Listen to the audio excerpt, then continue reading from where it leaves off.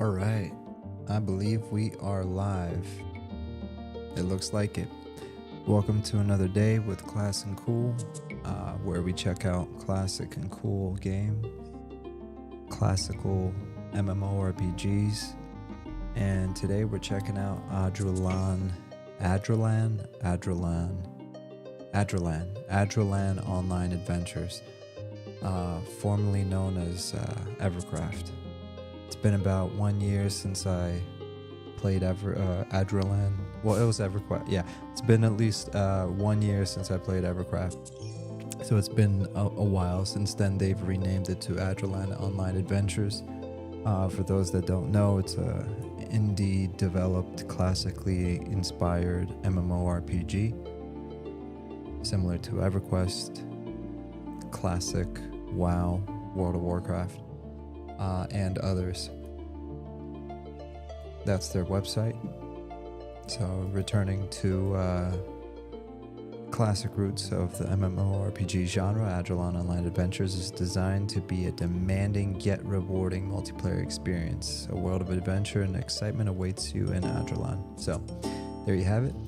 Really quick, I'll tell you about which class I'm looking at. So these are the classes. You have your classic warrior, so melee DPS wizard. Oh, I guess it's just tank, right? So you have like the Trinity: tank, healer, DPS, and what's different about these classic MMOs is there's also a support class. So somebody that controls mobs, and you know, if you pull one too many mobs, you can have somebody like an enchanter mesmerize that mob and kind of control the aggro. So you don't get a huge train, which means too many ads for people that aren't familiar with classic MMORPG experiences. So anyways, wizard, hex knight. I'll try to go a little slower, but this is not supposed to be like an overview of the game. You have druid and monk, shaman, summoner. So you get your little pets. Ranger. I think we played a ranger last time. No, we played a druid last time. Yeah, Draco's the druid. Yeah, I remember now. Bard. Necromancer. Cleric. War wizard. So that reminds me of a Spellblade and Monsters and Memories. I think. I don't know. I'm guessing. Enchanter.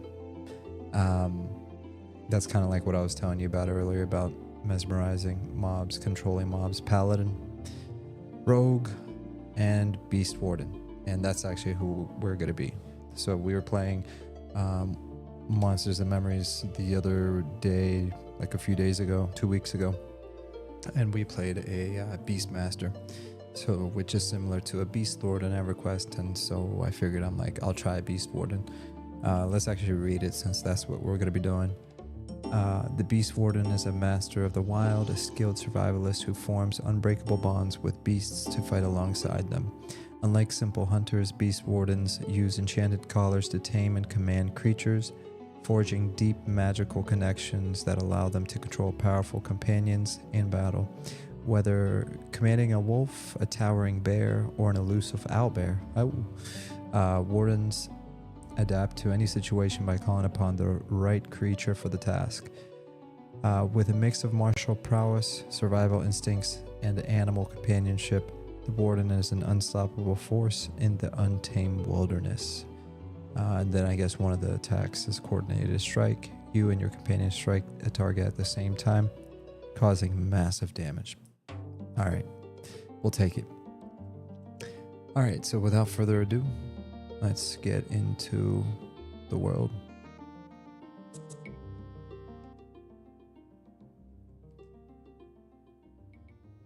Oh, and it's nighttime.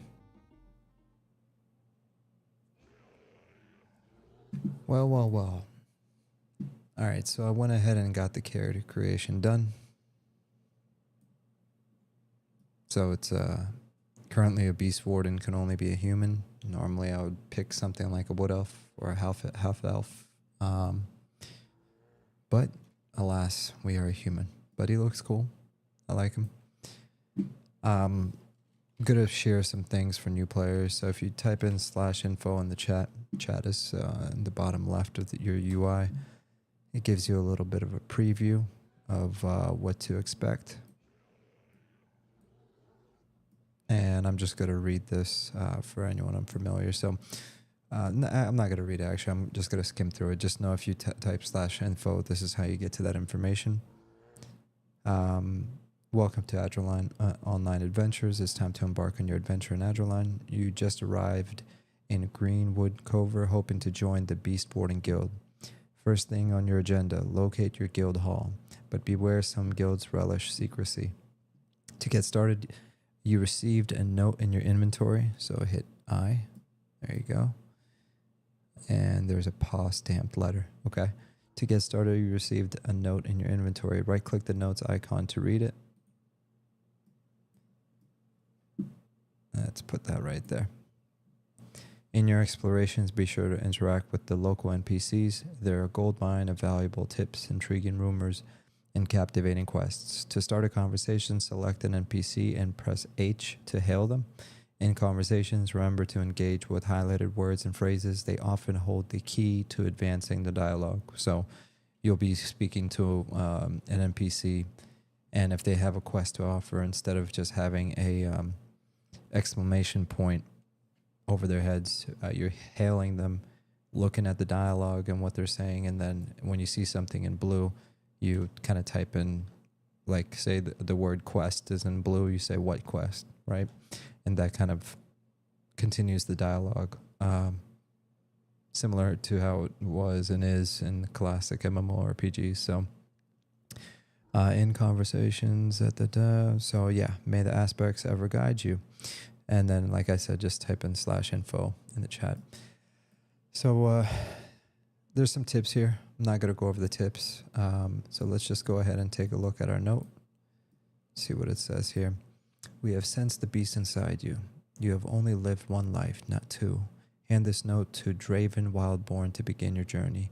He can usually be found helping to protect wildlife near the center of Greenwood Covert. The center of this note has been stamped with what appears to be a giant paw print. Nice. All right, so what we got? We got a wooden crook. By the way, I changed my controls a bit. It's a little quiet. Hold on one sec. Why is it so quiet? I don't think there's any music happening right now in the world. It's kind of lonely. Hope you don't mind some. Anyways, there you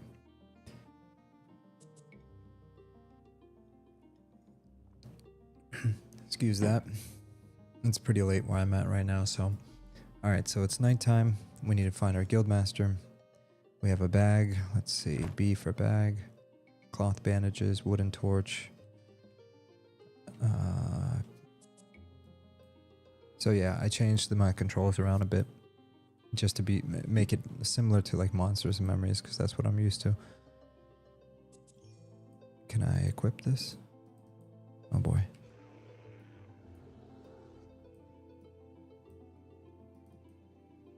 All right, anyways, let me right click this to equip. No? Wooden crook, no drop, soulbound. Yeah, one hand blunt. Yeah, it's been a minute. I don't even know how to equip a weapon. That's crazy. That's crazy. Interesting.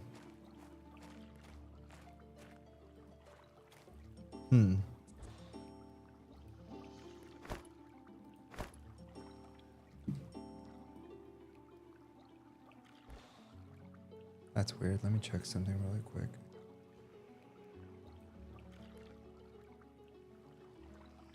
All right. Anyways. So he can usually be found helping to protect wildlife near the center of Greenwood Covert. So I'm assuming... Why does it say Greenwood Covert over here? I hope that goes away.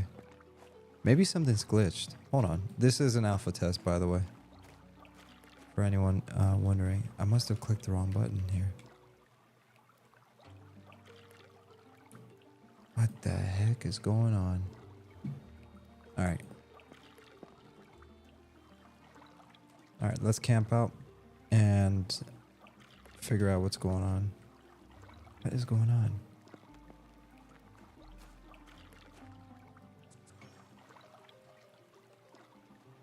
Oh, I can't do anything. I can't sit. I can't anything right now.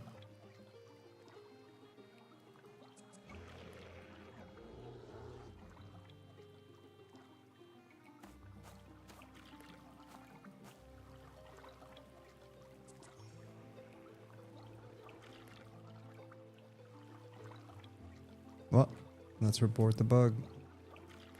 No, it's like I don't have time for that right now. I just want to play the game.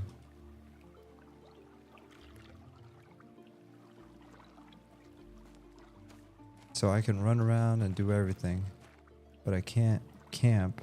I can't equip anything. I broke something, folks.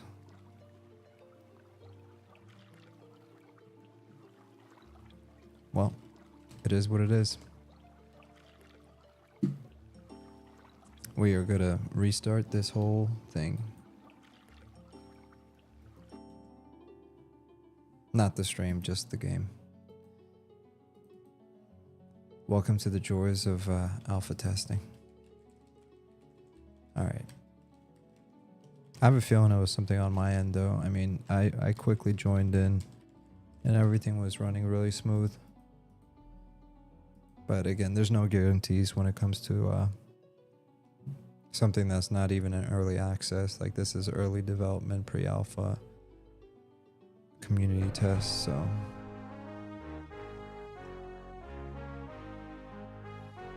Alright, well this gives us a good opportunity to look at the character creator. So like I said, I made the Beastwarden, but let me just show you. There's an Ashkin, which is like a dark elf, a half elf, a halfling, a human, an ogre, and a dryad, so similar to like a wood elf. For the sake of showing this off, these are all the classes that we already went over, and humans can't be a shaman. That's interesting. Who can? Yeah, ogre can. So far, only an ogre can be a shaman. Okay, that's all subject to change. I actually talked to one of the devs. I'm like, yo, I want to be a wood elf. All right, let's get in.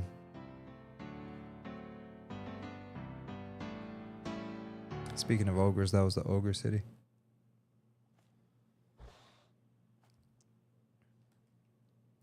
All right, there you go. Yeah, so I was glitched. I don't know what was happening. So back to what I was saying.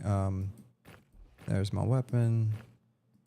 I can equip my torch. Can I equip both? Yes, I can. All right, so now we got both things equipped.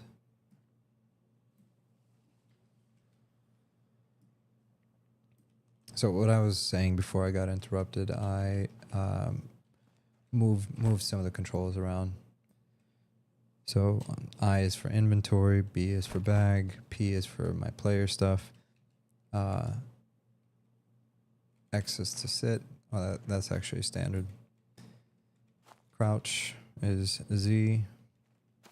Auto run is E, which is, you know, WASD. So I like to hit E to auto run.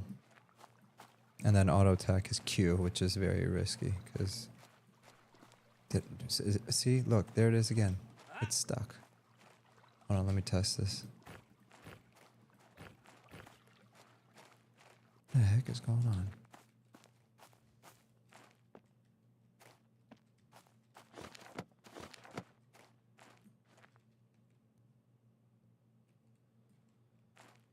Anyways.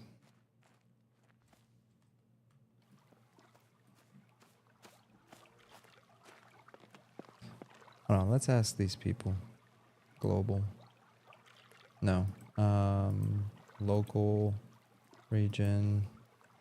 Anyone else have green wood cover stuck on the center of the screen and white text I just I need to make sure I'm not going crazy.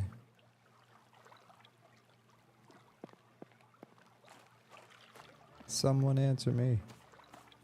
Yeah, let me see if I can sit and camp. Yes, everything seems to be working, so I don't know why it's doing that. That's gonna get annoying really quick. Alright. Let's go back to our quest. So let's see here. Draven Wildborn. That's who we're looking for.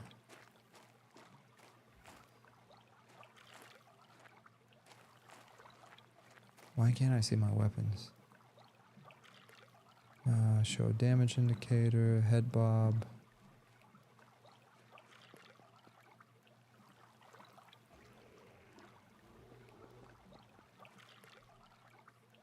I thought you could set it up so that you can see, yeah, there it is. Nice. So when you're in first person, you can see your stuff. Cool. Alright, another question. Does my torch run out? Nope. It does not drain at all. That's nice. Makes life a little easier.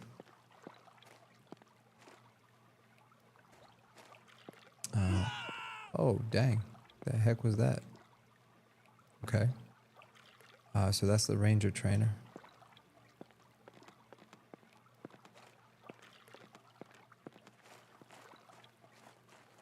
Oh, he's a merchant. I want to see what he sells. Stuff. Cool.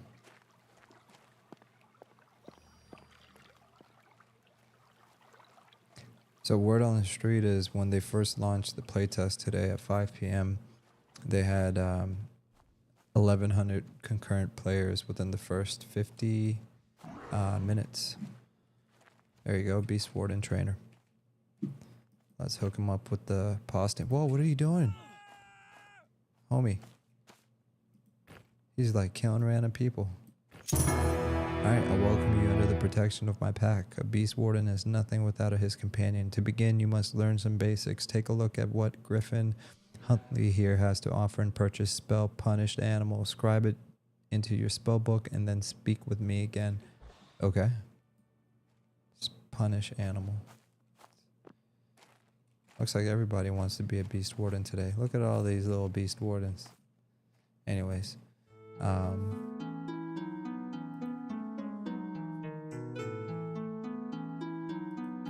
Okay, we bought the spell. Man, this has been a very scuffed stream so far. I love it. Keeping it real. Alright, let's see. Let's drop spell scroll here. So what did I just do? Just for the uninitiated.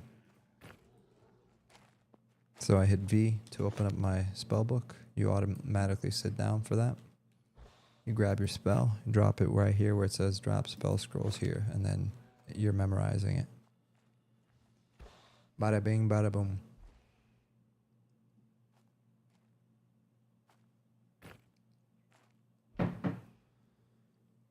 Yo, classic Everquest, what's up, man? By the way, I changed my chat latency to low, not ultra low, but low. I'm curious to know if there's as bad of a delay as there was last time in the chat. All right, so we got punish animal, memorize spell. Okay.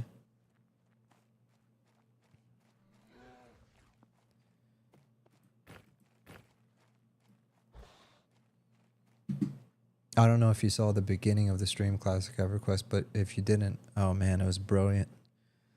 I was like fumbling all over the place. It was great. I love it. As a matter of fact, right now my game is glitched. It still says Greenwood Cover stuck over here. You know what? No, I don't know what the solution is. Anyways, let's go talk to the NPC. Where is he? This guy's tripping. Alright, hail. Aha. As a Beastwarden, is not only our duty to bond with animals, but also at times to combat them.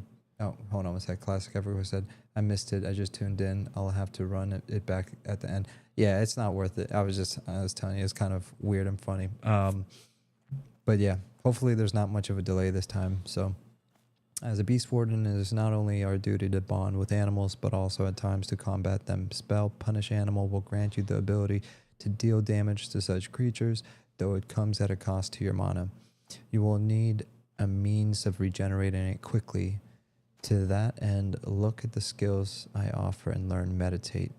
Mastering this will help you restore your energy so you can tame more beasts. Oh, I see you get Meditate pretty early on. I actually, I think I just got Meditate on my Beast Master in Monsters and Memories. So, anyways, all right, so we're going to buy Meditate. Boom, got it. So I learned the new skill. Meditating should be automatic, but let me just check. Meditate. Oh, but I hit K. For anyone wondering, K is the shortcut. You know what? Here, I'm just going to go over here. Controls. That's how you get to the controls. So if anyone ever wants to try this playtest over the weekend, here's where your controls are. Like I said, I moved a couple things. Like I don't need move left because that's like strafe. If you right click on the mouse and just hit A or D, it's going to strafe anyways. So I changed these up to Q is auto attack and E is auto run because that's where my fingers sit. And also I changed C to consider. I think it had it under like Q or something like that. So I like it kind of like an EQ, it's on C.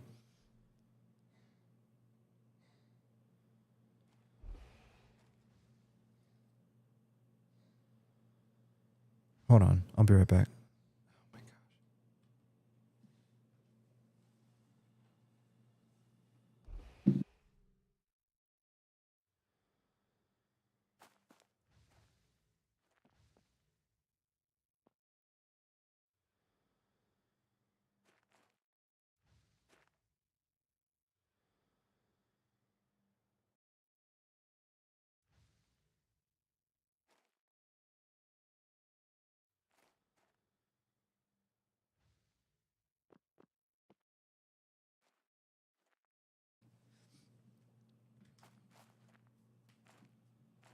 Oh my gosh. Oh my gosh, that was weird.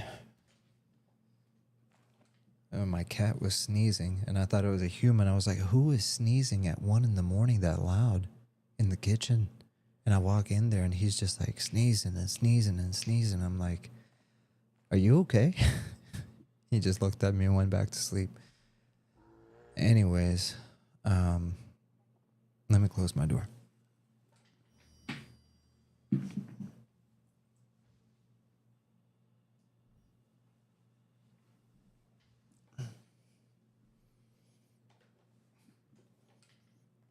To make things even crazier, I wore my shirt inside out today. See? Nah, psych. That's the way it's designed. Psych.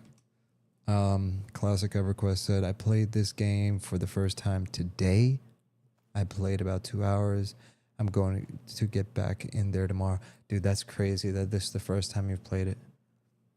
I mean, considering you've played Monsters and Memories, you play Everquest Quorum all the time.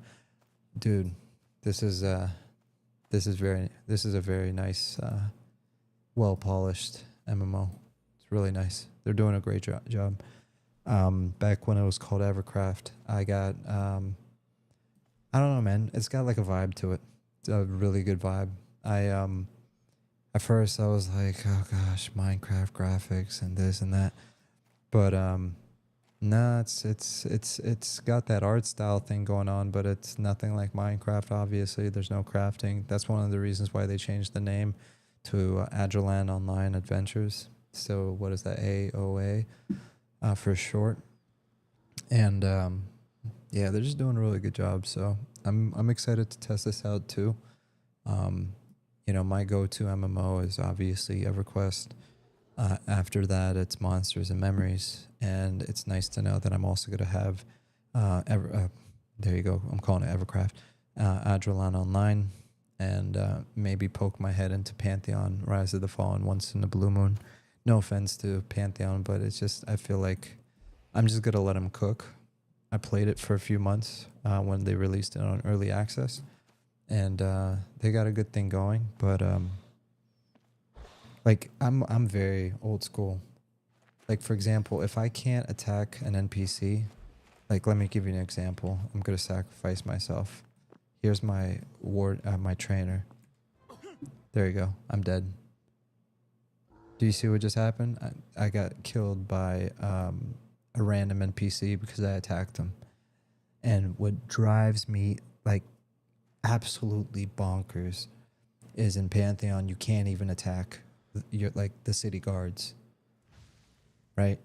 Like, who here remembers when they played Everquest where you're like a low-level wood elf in Kelethin, right, running through Greater Fabe Dark. You're running to Butcher Block Mountains to turn in Crush Bone Belts, and you see a random dark elf necromancer killing the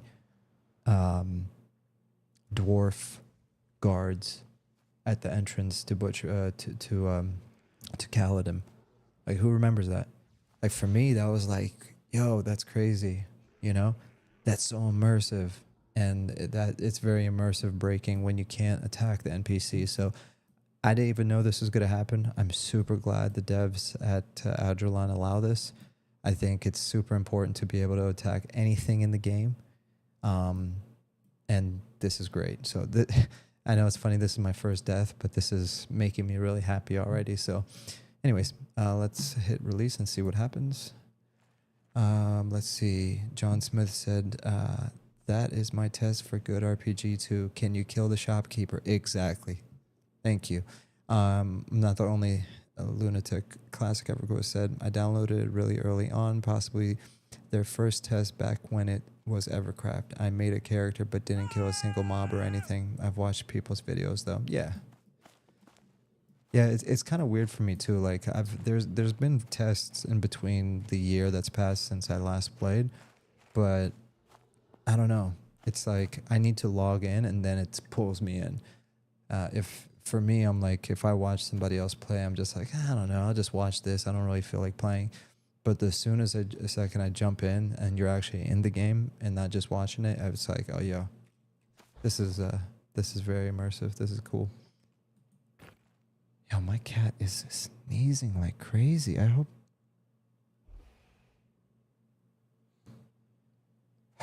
Man, I'm worried about him now. He's never sneezed like that in his life. It's hard for me to get over the slow walk speed so far. Yeah. I mean, to be fair, Monsters and Memories is pretty massive, right? And the walk speed is pretty slow too. But I think that goes for like all these classic MMOs, you know. After a few months of playing Pantheon, when I went back to Everquest Quorum, the first thing I did by instinct is hit the shift key trying to sprint. You know, you get so used to doing that kind of stuff. But that's I think it's nice though because it brings that community together. You know, you got people asking for speed buffs and yeah. All right, anyways, where were we? So we got, so what was he telling us again? Hail. Okay, to make use of meditate, all you need to do is sit, allowing the spell to take effect. But enough about talk. You must learn about the essence of being. Hold on, let me change this chat. Okay. You must learn about the essence of beings and prove that you understand by bringing me this why is it so small? I can barely read this. Okay, you must learn about the essence of beings and prove that you understand by bringing me one clump of rabbit fur from a bunny. You can find these bunnies outside the walls of Greenwood across the river. Before you go, take this note to Grenweld, the keeper at Greenwood Holdings by the West Gate to learn about storing your coin and goods. Okay, so probably a bank. And claim a small stipend for your journey. Okay, so before you go take this note to Grenweld, let's click on Learn About Essence. When an animal perishes, our kind doesn't see it as an end, but a new beginning. The energy contained in living things is constantly being reclaimed into new beings. The energy of a bunny can be the same energy that flows through a dragon. Okay. Okay. Okay. I'm sorry. Okay. Okay. Anyways, in this I got an image of a dragon bunny in my head, a big dragon with bunny ears. Anyways, sure. Okay. Same energy that flows through a bunny is in a dragon. Got it. And this energy longs to experience new things and explore the different forms of life it has to offer. Okay, cool story. Is that it? Okay, I'll see you later. Let's see. So he said west. Crap. Oh, I think J. Journal. Yeah, it saves all these conversations. Sweet. So I hit J to pull this up.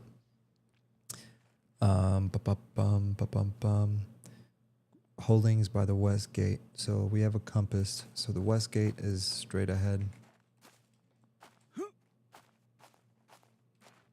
on, let me check in here real quick. Maybe he's tripping and it's actually in here.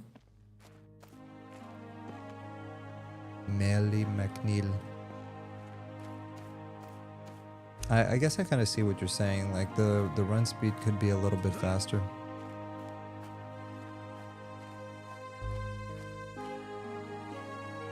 And that music can be a little bit lower. There you go.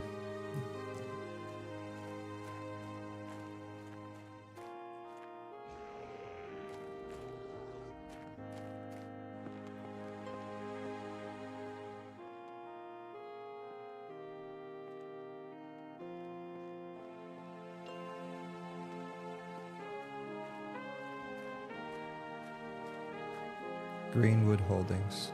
Okay. Hey, what happened to my... Yo. Sorry, guys. This is a really pet peeve of mine. I need this Greenwood cover thing to go away. I'm logging out for a sec and gotta log back in to see if it goes away. It's driving me nuts. 20 more seconds. 10 more seconds.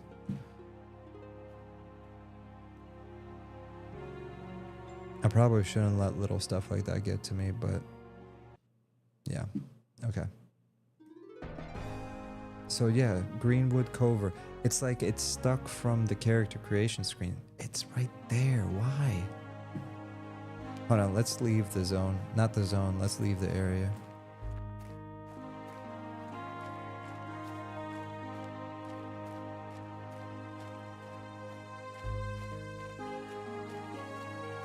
For anyone in chat knows why this is happening. Okay, Pine Urn Forest. See, it just changed. And it went away. Oh, thank God. Oh my gosh, that was so annoying. So for anyone else that has that issue, leave the town and come back in. Yes, we fixed it. We fixed it. All right, let's keep going. So what did he say? He said we need to go in here. Grenweld the Keeper. Where you at, Grenweld? Are you upstairs?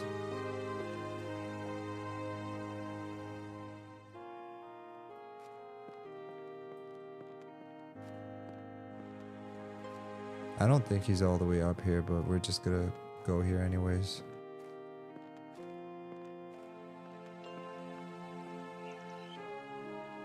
Oh yeah, let's see if fall damage works.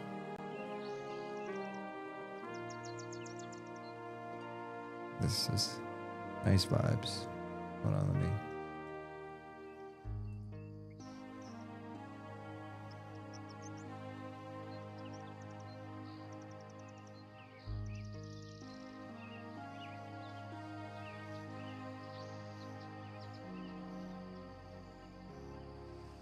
All right. Geronimo. Oh, wow. I only took 4 points of damage. I'm sure that's temporary. Gosh. I'm all over the place tonight. Alright, take this Grenweld the Keeper. Where the heck is Grenweld the Keeper? He's got to be behind here somewhere. He said by the west gate. This is the west gate.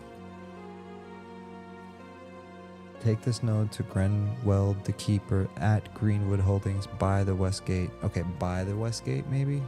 No. Because I'm in the right place. To learn more about the storing of your coin. Let me just talk to this. That's a merchant. Why do you bother me unless you're going to buy me a drink? Get out of my face. Merchant.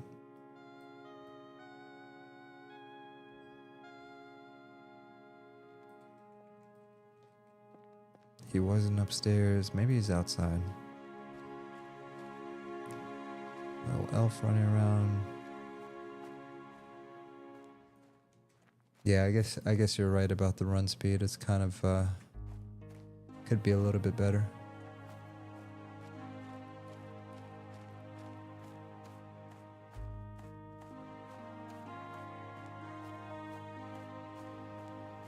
Got some rats. Crazy looking rats.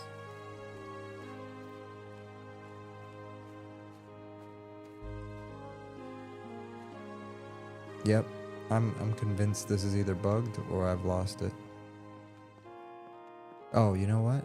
Hold on. So I went up these stairs. I didn't go up these stairs. These stairs don't go anywhere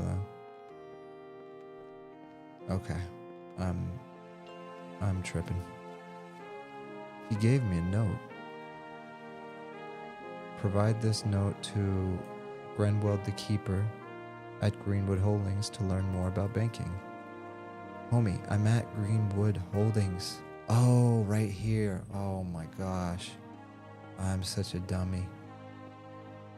I can't be the only one that messed up like that. Yeah, I'm probably the only one. Okay, so we're at the bank. Oh man. Oh man, this is gonna be fun to watch later. Anyways. There you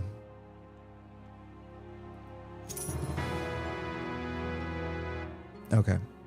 Let's read this. So Draven is nurturing another beast lord seedling to thrive amidst these challenging times. I wonder if they meant to call it beast lord or warden. Anyways.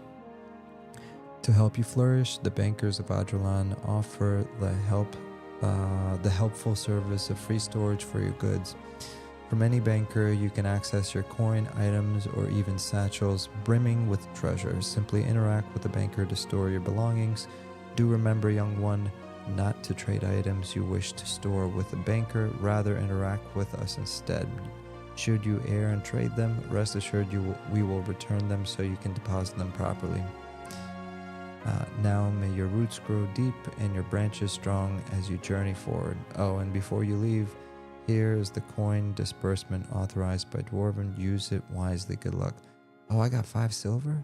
Oh man, we are rich. We're rich. Can you imagine if somebody gave you 5 silver when you first start playing Monsters and Memories? That would be something. All right, so yeah, this is pretty cool. I mean, I like what they're doing here. They're like teaching new players how to how to use a merchant, how to memorize new spells. Like this is a pretty decent new user experience, especially since like classically inspired MMORPGs are pretty difficult for people that are used to modern MMOs. You know, this is definitely a challenge for a lot of people that don't know how to read, especially. I watched a crazy video today about how 40% of people are illiterate. And, you know, I've got 3 kids and I'm putting a lot of pressure on them to learn how to read. And they're doing great, but Yeah, man, people gotta read.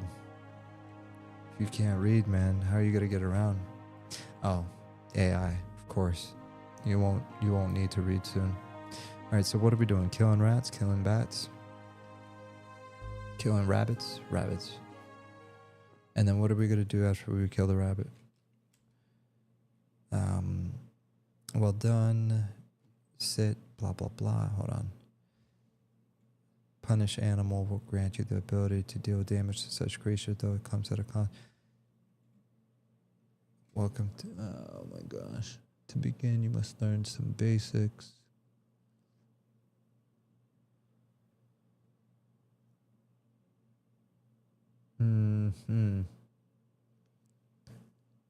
Okay, the energy. Okay, the energy of a bunny can be, and this energy, okay. But what do you want me to do with the bunnies? Oh yeah, okay. You must learn about the essence of beings and prove that you understand bringing me one clump of rabbit fur from a bunny. Okay, so we're gonna go get one clump of rabbit fur. First person might be the way to go. Yeah. Oh, and I don't think there's any rabbits here. I think he said it's on the other side of town. Speaking of first person, earlier when I had this set up, I had it set up. There you go. I like that.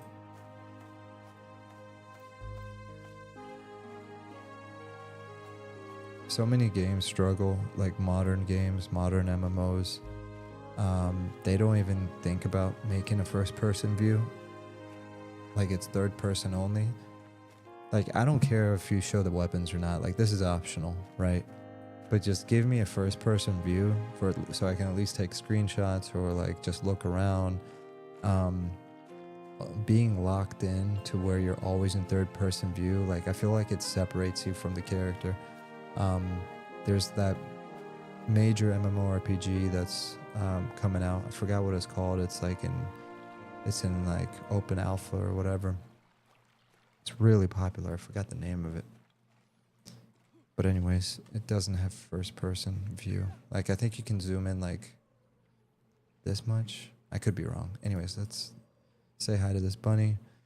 We're gonna cast punish animal by hitting 1. Ooh, okay. Now what? Our first battle, an epic battle with a bunny. Dun, dun, dun, dun. What? Okay, I've never seen that before. There's some kind of pop-ups. Oh, what is that? Can I click those? Hold on. Oh, okay. You're too distracted to do this. Okay, so I guess if you want to skin the animal, you can push this button right here. And if you want to chop for meat, then you click right here. Interesting. That's an interesting way of making it easier to do stuff like that. Okay. Interesting. All right, so clump of rabbit fur. I'm going to get that. So... Oh, okay, and you said you can't butcher it or skin it without the skinning knife. Skinning knife equipped to skin the creature or a butchering item equipped to butcher that animal. Okay, sweet. Good to know. Ashes of Creation, yes. That's the one classic Everquest that I was talking about a second ago. The very popular one.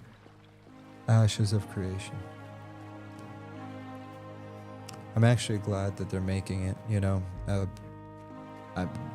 Shoot, like 5 years ago, 6 years ago, there was like so few options. You know, we had like Project 1999, we had, you know, the blue server, the green server, we had Embers Adrift, and then Pantheon was in perpetual development, and it was like, man, I'm happy that they're making Ashes of Creation, but I wish somebody would make like an Everquest 1.5, right? Because Everquest Live on Daybreak, like forget about it. No offense to Daybreak, like as people, I'm sure they're all nice people, but as a company, they're trash. Sorry, not sorry. I don't like them. The monetization, the chrono, the just vibe is not EverQuest, you know. Sorry if I offend you. If you play live and that's your jam, great. I mean, some people hate WoW, right? I played WoW Classic. I wouldn't play WoW live. It's a completely different game now than it was 15, 20 years ago. So but yeah, in my opinion, the only EverQuest to play is either, you know, Project 1999 or Quorum. I mean, the hero's journey is fun, I guess. I've never played it, but I hear it's a great single player twist on EQ, you know. But the thing, when people talk about games like EverQuest, it's EverQuest is like, here, this is EverQuest. Okay, EverQuest has its lore, it has its gameplay. It's sure, games change over time, but that doesn't mean you have to accept them in their latest form and still say, oh yeah, that's EverQuest. It's like, it's not EverQuest anymore. Let's be real. EverQuest came out in 1999. It was very special, and it gradually started changing for the worst. And sure, there's die-hard players that probably stuck through it, and they will say, oh, that's an L take. Why would you say that? I'm sorry, it's just not the same game. It doesn't have the same vibe. It's more of a single player experience now, and it's something where you have to basically either box the game, which means you have like multiple instances, like you're some kind of day trader for MMORPGs, or you have to hire helpers, like NPC helpers. It's like, if I want to have that kind of experience, I'm just going to play like Oblivion or some other single player MMO, you know? So I said all that to say that what I hear that's good about the hero's journey is that like you can multi-class and you can combine stuff. So it's basically like what's always been around. Emulation has been around since the early 2000s. I remember playing my first emulator when my Everquest account got banned. And this was like 2002 or something. Don't ask why I got banned, but I'll say when I was a kid, so I liked hex editing. So when I'd get bored, I like mess around and like go into the code, and yeah, like I don't care. I think it was funny because I was a kid. I was like 16 years old. But anyways, where was I going with that? Yeah, so emulators were around at that time, and they had custom service and custom rule sets, and like you can do this. Nothing as polished as the hero's journey, which is out now. And there's that big controversy around it. But again, it's like, that's not my jam. EverQuest is something that's very specific. You know, it's logging in to Greater Feydark as a level 1 and getting your ass beat by, a rat or a bat, and gradually feeling that progression, you know, to where you get your first bronze piece of plate, and all of a sudden you're a wood elf running around with plate armor, and you're just like, yeah, look at me. And then you make it to the common lands, and you pump a few levels into your whatever you're playing, and you buy that first upgrade or that first sword, or you go on your first raid, or you go into the first dungeon, and gradually and slowly you get through that progression until, whether it's a year later or 6 months later, or in my case it's like 3 years later, you're level 57, 58, and you still remember those first memories of when you first logged into Greater Feydark, and you had that first crush bone, the Orc Hill, the Orc Hill group. Like, you still have those memories, you know. That's what EverQuest was for me. So I mean, it's like, while I understand there's cool ways of playing EverQuest, it's just won't ever replace the original, right? So my opinion, you can disagree. And I started with saying that, you know, Daybreak is trash, so that's where that was coming from. So all right, let's try to give him. So what's up? What do we do now? So we got the clump. Do I just hail him? Oh, that's a wrong person. I'm gonna be like massively unpopular for sharing my opinions, but I don't really care. All right, well done. No doubt you. Well done. Yeah, this is what happened. It's like almost 2 a.m. Well done. No doubt you now have a better understanding of the balance of nature. Should you continue to gather additional clumps of fur, I will continue to accept them as they have many uses. Did he pay me? I don't know. But then the next step on your path is learning how to form a true bond with a companion. Yes, that's what I want. Take these supplies so that you may begin the process to bond with a companion. Should you lose the wild bond bag, you can purchase another from the griffin. Okay, so we got a bag. We got 2 spells.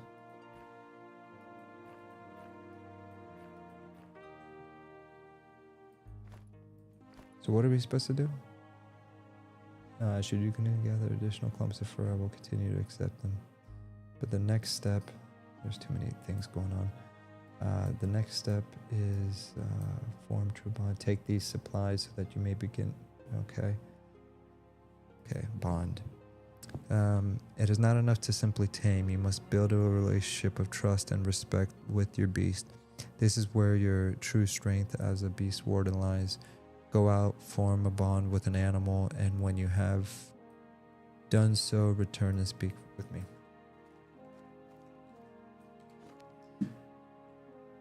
Oh gosh.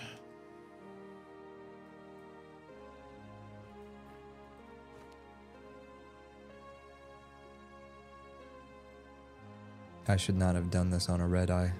I'm really tired. That's the only problem with these play tests is like I play at my own pace. I'm just like, sometimes I'm like, yeah, I'm tired. I don't feel like doing this. But since I only have Friday, Saturday, and Sunday, I'm like, yeah, I gotta get in. I gotta force myself to get in. All right, so spirit bond.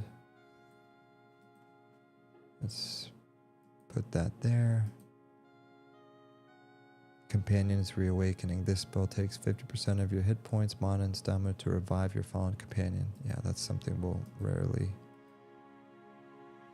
hopefully rarely use.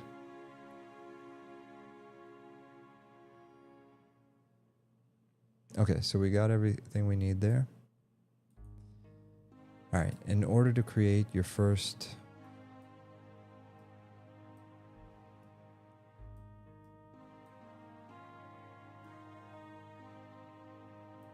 All right. In order to create your first companion collar, combine the following items in your wild bond bag. Okay. So if you want a brown bear, you do this. Black wolf, brown rat. You can find all these ingredients in or around Greenwood. I suggest only fighting the weakest animals in the area. You can find this sap on trees around Greenwood. I believe the moonberries can be purchased at Briar's Rise. Okay. Who needs moonberries? Rat? Oh, they all need it. Okay. Once you have your collar, search Greenwood for a matching creature type. You must then perform a spirit bond with this creature. Once the creature is in the spirit bond state, hand it your collar to tame the creature. Interesting. Kind of like Pokemon. That's really cool. That's I've never seen it done like that. You know what? I'll be right back. I need to get myself some more coffee and a quick bio.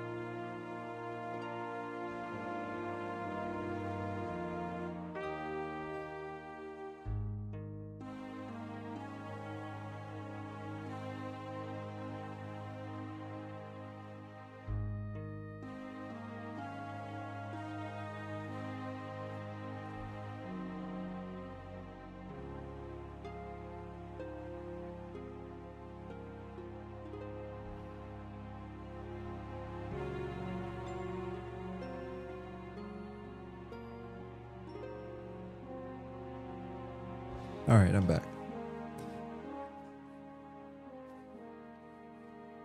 And you know what? Now that I'm back, I have a feeling that tomorrow is going to be a better day when I'm not so tired. Because I really don't like to talk about my opinions about this kind of stuff. But just to set the record straight, when I say I like games like Everquest, classic WoW as it was when it first got released, you know, a little bit of Asheron's Call, a little bit of Dark Age of Camelot, like obviously when it first came out it was in its prime, it was great, and you know, comparatively speaking, some of those games are really hard to play for modern audiences. What really is the thing that draws me to those kind of experiences is the lack of hand-holding, the mystery, and just kind of figuring stuff out. So like, for example, I brought up Ashes of Creation. Probably not going to be my type of game, right? Because it's got a specific game loop that is probably going to be super fun, and I would probably have fun with it, but it's not something I can really get immersed into, if that makes sense. Something like this would be more immersive to me than playing something like Ashes of Creation. And my comments about Daybreak and current state of Everquest is it's very immersion breaking when I can open up my inventory or my menu, use some chrono, which is purchased with real human dollars, and then buy video game assets, which normally I would feel that natural progression of working my way up to something special.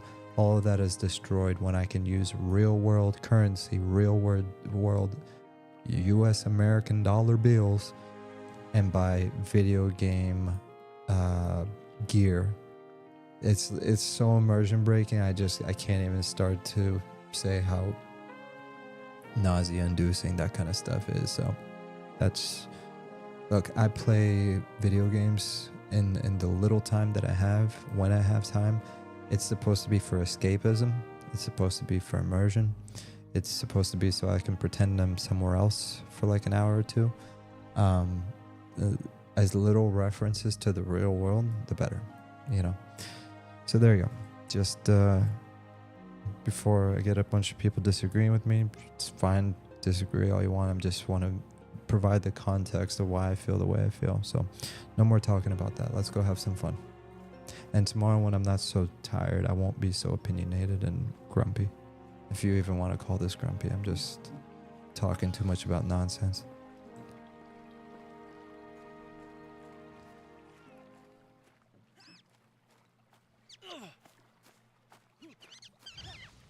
Alright guys, so I kind of want a wolf. So 1 tree sap, 2 green wood, 3 wolf pup fangs.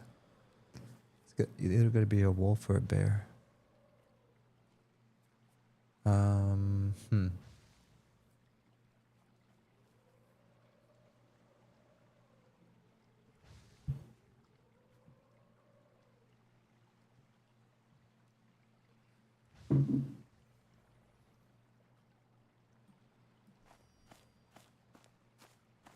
You can find the sap on trees around Greenwood. Let's find the tree sap first, because that's what I'm kind of confused about. Do I just run up to the trees? Do we find it on the ground?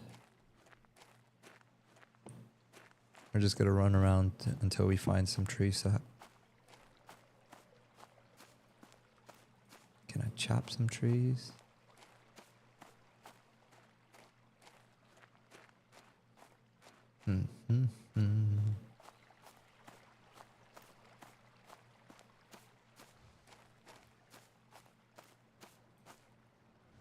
Oh, I think I see some. Gatherable. There you go. We figured it out. Not Joshua said, how's AOA going? It's great, dude. I mean, I was talking about it earlier. The level of polish that this game has, considering it's made by such a small team, is really impressive. They're doing such a great job. I mean, there's so many things you can move around and scale the UI and do all this random stuff. I don't know, man. It's just very well polished. But as for how it's going, I've barely started. I've been yapping and fumbling my stream for the past hour and 2 minutes. Classic Everquest said, that's me right now too. Tired from the work week, just watching and resting. We'll hit it tomorrow. Yeah, dude, I'm exhausted, man. This week, past 2 weeks have been so mentally draining. But that's why we're here. We're not here to talk about that, so I'm not going to bring it up. Life is good because we're in Adrullan. We're in Adrullan looking for tree sap. Our only job right now is to find 2 greenwood moonberries, which I think we're going to buy those. I'll ask you, not Joshua, John Smith, if you're still on, and Classic EverQuest. Do you guys prefer a bear or a wolf? I usually like a wolf, but I also like a bear. So I'll put it up for a vote. For now, let's go buy some greenwood moonberries.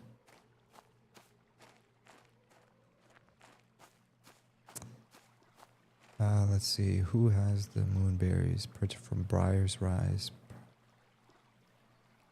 Briar's Rise. Okay, I'm assuming that's a store.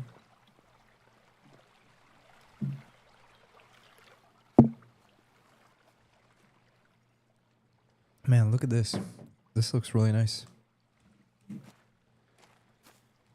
That's a screenshot right there. Look at that. Print screen. Nice. That's what I'm talking about. There's a whole vibe to this. One more.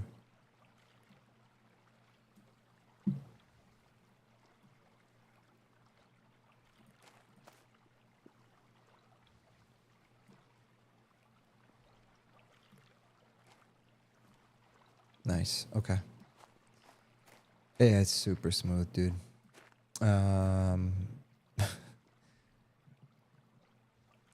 Not Joshua said, I have a wolf tattooed on me, so I am biased. I'm biased too. That's why I want a wolf. John Smith said alligator. Actually, you know, in Monsters of Memories, I've been jumping between the alligator and the wolf. Whoops. Pancho Dog said, this game seems neat. I'll check it out. Yeah, dude. It's definitely neat. It's definitely different, you know. Very original. All right. Let's find the moonberries, darn it. Briar's Rise, Briar's Rise.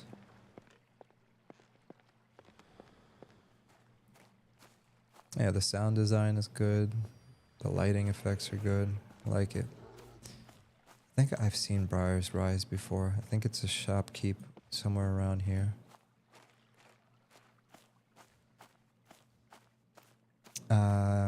Oh, I missed your message. Classic EverQuest said, I feel like I'm a bear dude, but I'd base it on my character race. Maybe a wolf suits your race. Yeah. Pine to parchment. So that's pine to parchment. That's not it. Game warden. Okay. It's not that. I'm glad all these buildings have signs on them. And I probably already answered, but yeah, I agree with you. Not Joshua. You said it looks super smooth. It is very smooth. It's buttery smooth. Everything just feels, whoa, the heck, I'm breaking my... Yeah, it's really smooth. It's really dope. Alright, I'm just gonna... Poseidon. I read that completely wrong. Oh, I'm an idiot. Alright.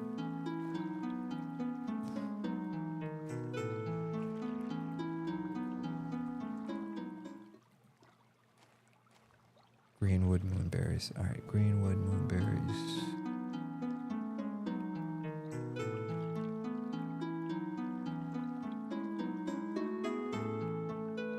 Okay.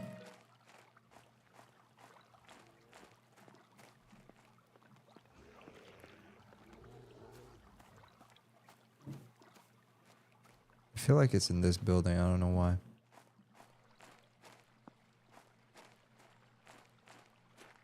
But there's no sign on the building, and there's no merchants. No, there is. Oh, you know what? This is the druid trainer.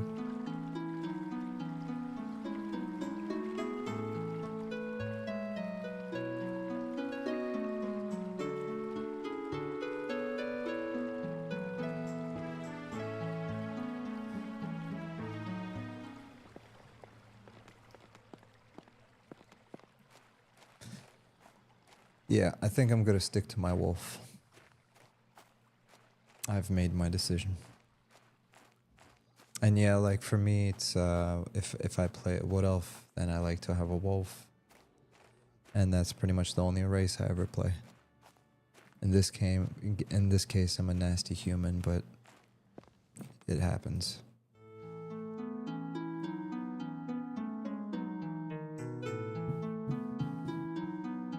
That's actually something that I hate to bring up Embers Adrift just because I feel like that team did something special and good for them for what they did. But the only thing that kept me from playing it is the fact that there was like only humans. I can't play humans. Like, I think even in Everquest, I've never played a human. Like, maybe I've tried a human monk or something like that, but it goes back to what I was saying earlier about like immersion and escapism. It's like what got me into MMOs is old school D&D, Lord of the Rings. I mean, Lord of the Rings when it came out in 2001, I think it was curtains after that. But even before Lord of the Rings, man, I mean, I read all the books. Every single book that I read when I was like in 3rd grade and 4th grade and 5th grade, there were always fantasy books. I'm actually working on a collection of all the childhood stories I used to read. Like even some of the ones where it's like talking to dragons, walking with dragons. Like those are like school library books that I remember reading. Okay, we found it. But yeah. And I always liked elves, you know. So how many do we need? 2 greenwood moonberries, 1 tree sap, 1 bear palm, 1 bear fang. Oh yeah, sorry, we're going for the wolf. 3 wolf pup fangs. All right. So we need 2. 1, 2. All right, let's get organized really quick.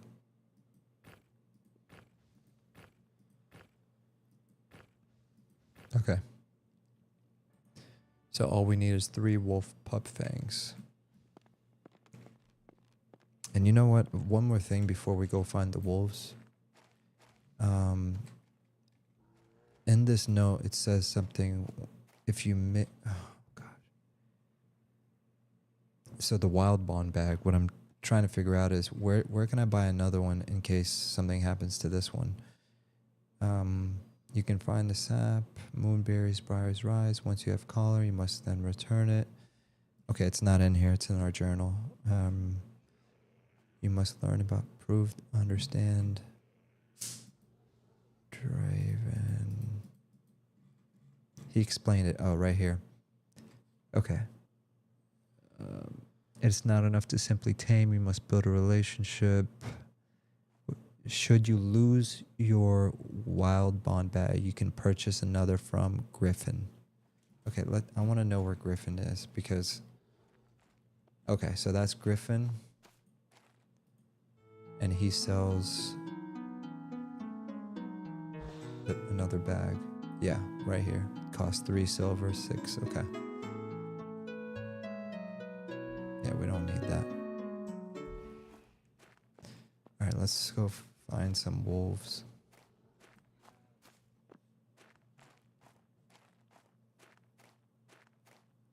Oh man, my eyes are starting to glaze over. That's how tired I am. Sheesh.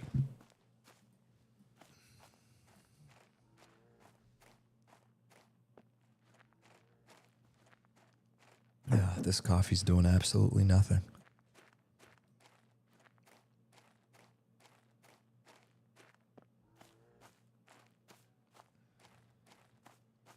I do like the sound of the bear. Like I just heard a bear somewhere. Long bear, don't care. And I do kind of like the sound of the bear.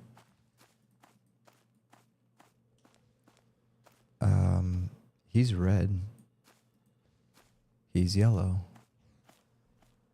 I wonder if I can take a yellow. Been up since about 7 a.m. myself, and oh crap, I'm dying. What am I doing? Oh, he's not an animal. I'm over here casting Punish Animal. Run away! Run away! Crap, where's the guard? Help me! Help! Alright. John Smith said, been up since about 7 a.m. myself, and I have an overnight shift. Ouch. I'm sorry to hear that. Well, you know what? You're going to get through it, and you're going to have a great time doing it. Only positive thoughts.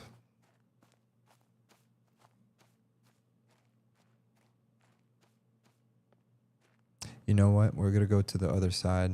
We're going to go across the river.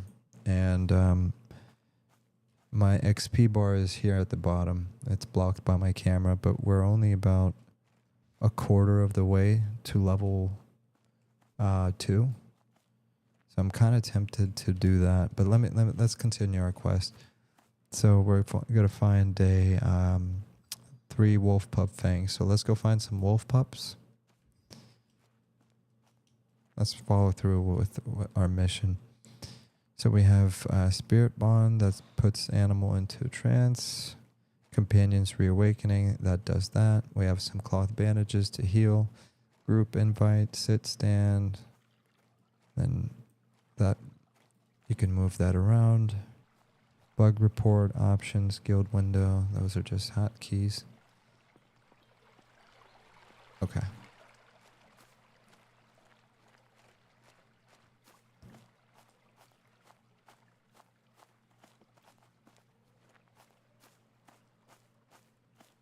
What is that up there?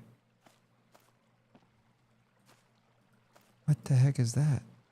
A pine creeper? Is that what it says?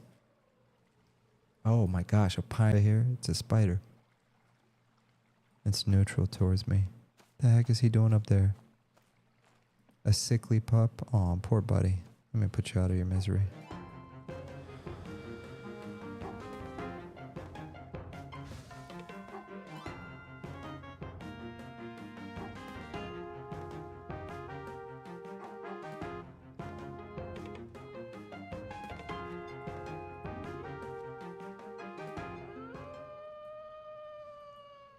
Oh man, poor guy.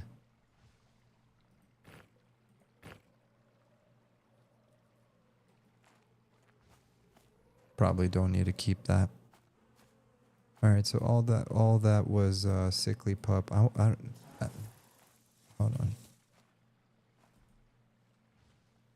Do I have to skin the thing to get?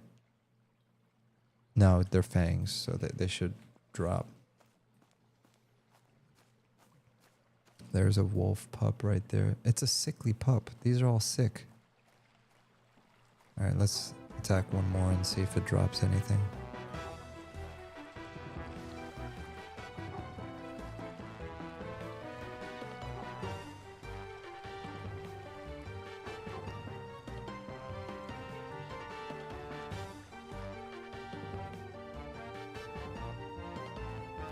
That would help if I was close to it.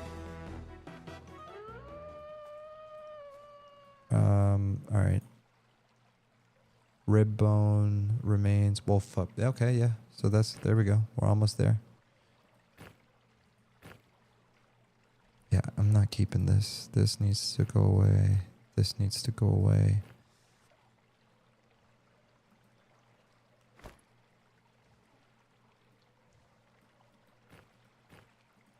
Wolf pup fang. And how many times am I going to look at this? 3, so I just need 2 more. Pine Yard Pup. Aw. Sorry, bud.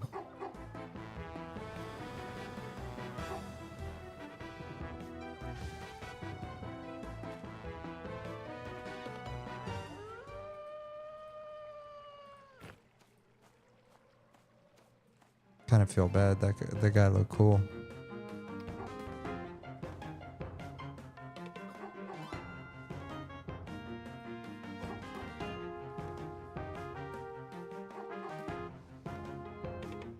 All right, let's do this. Come on, let's get another fang.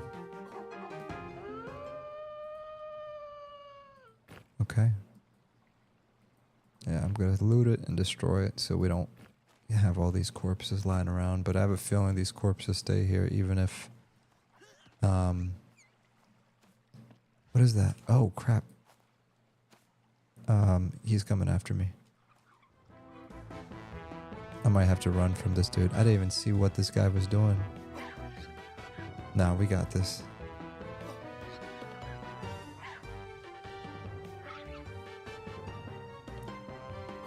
Ooh, big damage.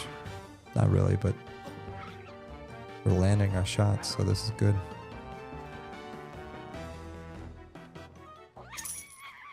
I dropped some coin.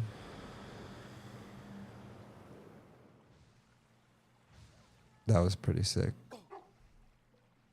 Spell effects look nice.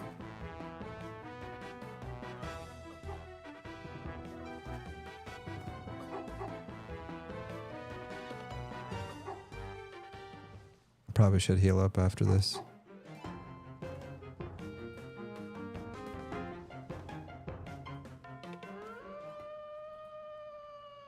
Wolf whiskers. No fangs.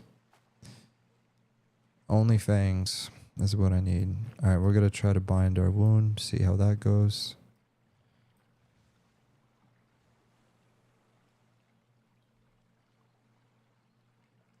Okay, that was...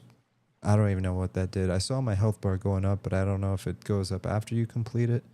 But at level 1, I suppose it doesn't take a lot to get your health back. Yeah, that's super quick. Oh, he's got himself a little pet. So he's got a black pet. Pup. I meant to say pup. A black pup. So maybe he got a sickly cub or something. I want that silver wolf thing that we heard earlier. So there's a sickly... Oh, that's what the bear looks like. Yeah, the bear looks cool. Yeah, so this one, Pine Yearn Pup. This is the one that I want to get. All right, is this... He's smiling? No.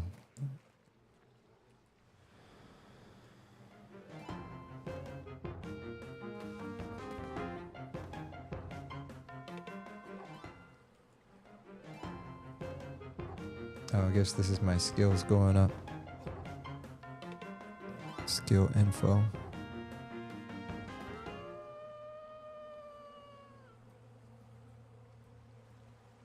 Okay, cool beans.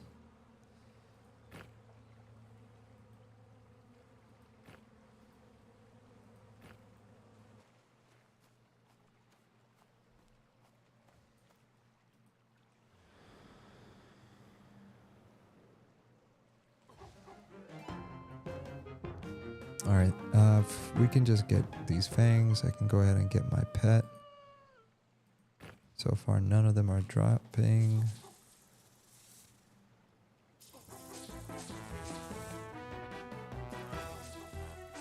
Oh, I'm out of mana.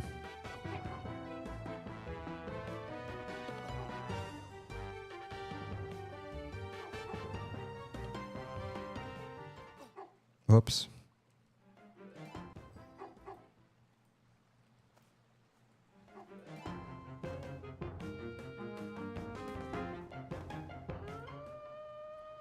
No, I thought that was a fang.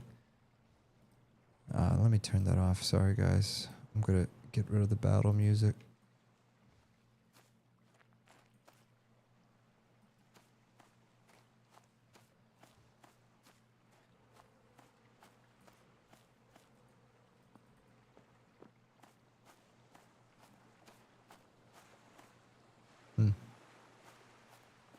let's head back.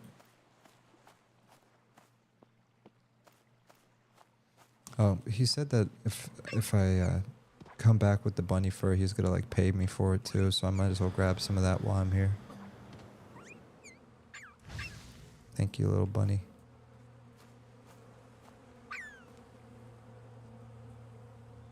Clump, yeah.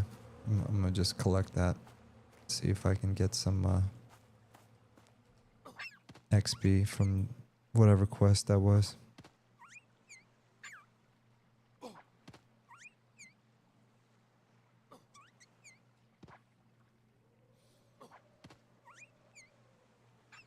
Yeah, but overall, man, AOA, Adrullan Online Adventures is very polished, very fun.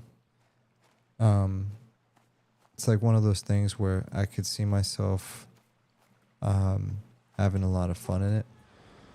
But if I'm being like honest, the reason I like games like Everquest is because they go for more of like a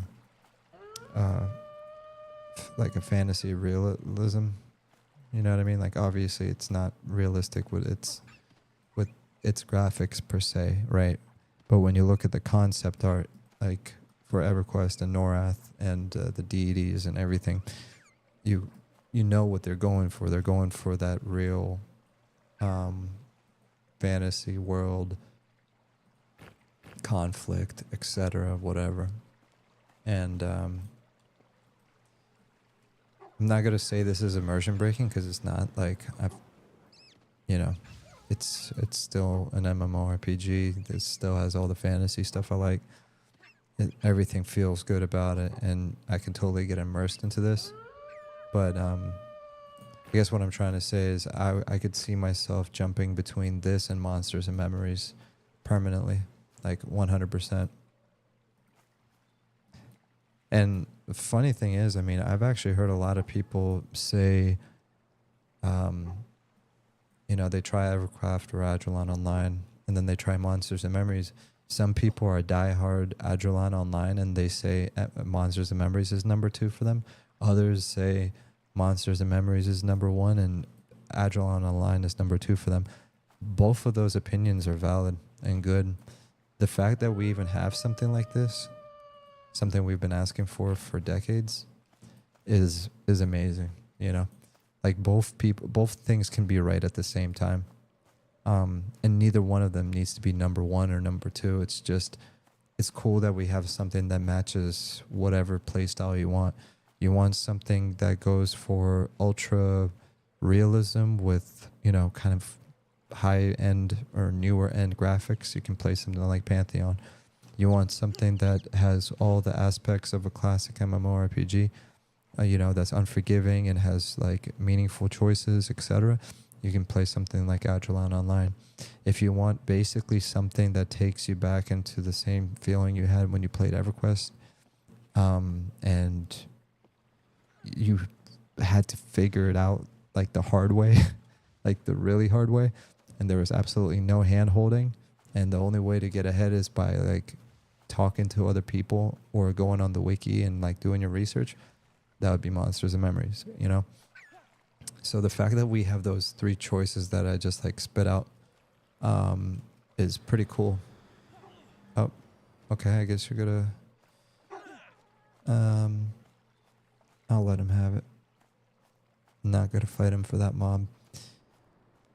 So yeah, there you go. ZBrush said both things can be number 1. Exactly. Yep. John Smith said it's got a little bit of original D&D vibe to the early EQ art, like Rick Schmidt's concepts. Yeah. The ZBrush said both things can be number 1. You're absolutely right. I love your streams, by the way, ZBrush. The art that you do for Eminem is amazing.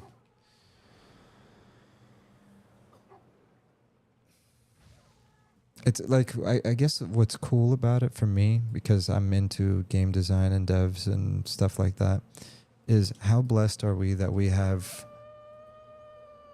all these devs that through their love for classic MMORPGs decided to come together and start building stuff like this.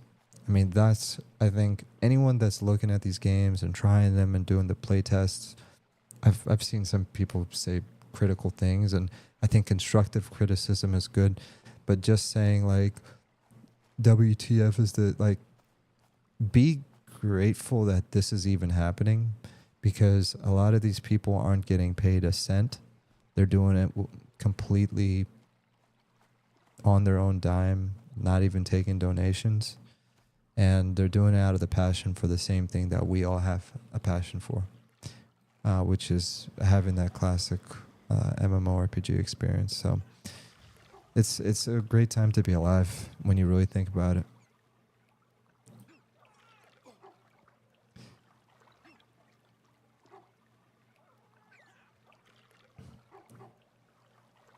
Classic Everquest. I think I already read this, but I'm going to read it again because my brain's not working. Classic Everquest said, that's funny because I had those same conversations today. For me, currently, I'm super hyped on M&M, but Adrullan is cool. I still have test of the weekend to know how I feel for sure. Yeah, exactly. And you also said, I know it doesn't have to be one or the other, but just to know what I'm the most hyped for sure. Yeah, no, I'm 100% already. I've played Evercraft or Adrullan Online enough, and Monsters Memories enough, and Pantheon enough, and Project Quorum enough, that I've pretty much made up my mind. So I'm going to leave EverQuest out of the list because I feel like that's always going to be the reason why we even have games like Monsters and Memories or Adrullan Online.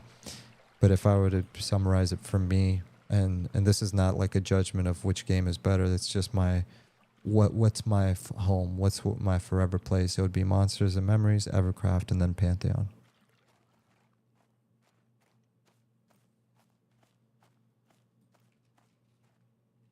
And if I'm being completely honest, if I did include EverQuest in that mix, I'd say it would be Monsters and Memories, EverQuest Quorum, Adrullan Online, and then Pantheon.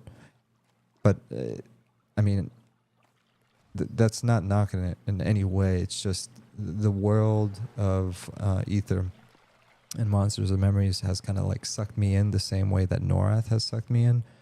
So, yeah. It's been a lot of sucking. What the hell? I'm sorry, dude. I need to get some sleep. All right, sorry. I know, but I'm having problems just finding the paladin trainer. Kel said, I'm having problems just finding the paladin trainer. Yeah, there you go. That's how you know you're playing a classically inspired MMORPG. When you can't even find your trainer. I thought I saw a paladin trainer earlier. Let me just do this first, and then I'll see if I can help you out. Oh, snap. I have 4 of these. Okay. All right, ladies and gentlemen, we have 4 fangs. We can officially make the collar. So what are we going to do here? 1 tree sap, 3 boom boom baby boo. All right, let's combine it. Oh, there it is. We got the collar. Black wolf collar. Okay. I didn't want the black wolf. I wanted the gray one, but that's fine. Place the collar on a black wolf in the pine yarn furs, allowing you to tame a companion. So I guess it's like very specific. Let's see. Let's do Spirit Bond. We're officially doing this, folks. We're doing it, baby. Okay, we're going to take this. Look at that. We got our first pet. Let's see if it has a pet rename option. Fluffy. Pet attack, pet back, or pet banish. Oh, man. Guys. Hold on. Let me check the global chat. I'm going to use law of attraction right now. Ready for this? Instead of asking, can I? I'm going to say, what is the / command to rename pet? Rename my pet.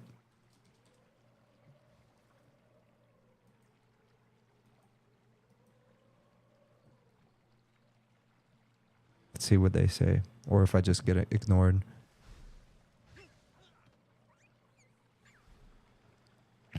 Somebody asked, how do you skin rats? Probably by clicking on the thing that says skinning. They did make things like pretty user-friendly on in Adrullan Online.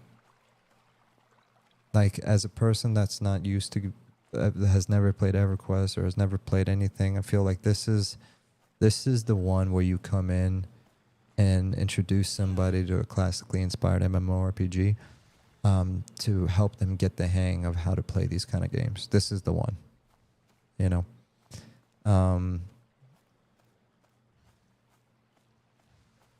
See, this is the one I wanted. Why can't... Why?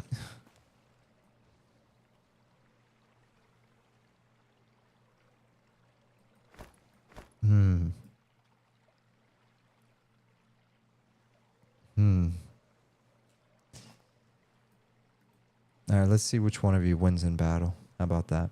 Attack.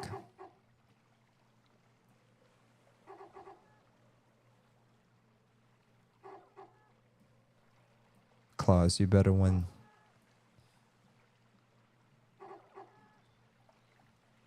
My pet said, as you wish, your greatness, attacking upon your pup. Well, at least it's respectful. That's fine. How do you skin rats? Use your teeth. Anyone need level 4 druid? Anyone? No one answered my question. So, what are you supposed to use? Fuel, bard. The other thing to keep in mind, sorry, I keep coming back to this topic about like number 1, number 2. Like, again, that's such a silly thing to do, like comparing it. Oh, this is number 1, number 2. The thing that makes this stuff special, outside of the art, the graphics, the quests, the gameplay loop, what really makes games like this special is the community. You know, you can have the best AAA MMORPG with everything kind of laid out perfectly, with amazing gameplay, amazing graphics, amazing story even, but then there be no community or a very toxic community, you know. And that's what's really cool about games like Pantheon, Adrullan Online, and Monsters and Memories, is the community is just like, you see all these people.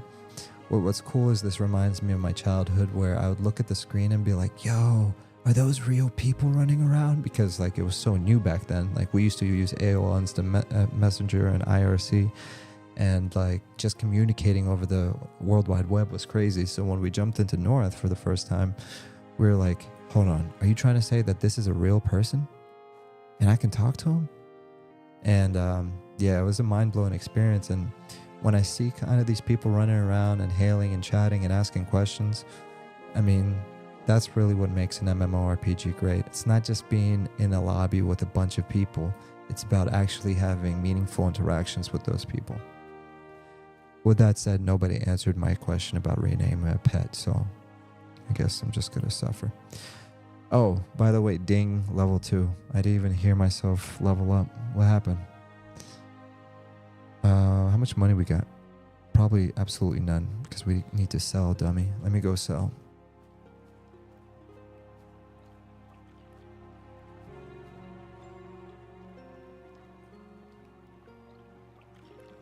Oh yeah, for anyone wondering, they added a map since last time.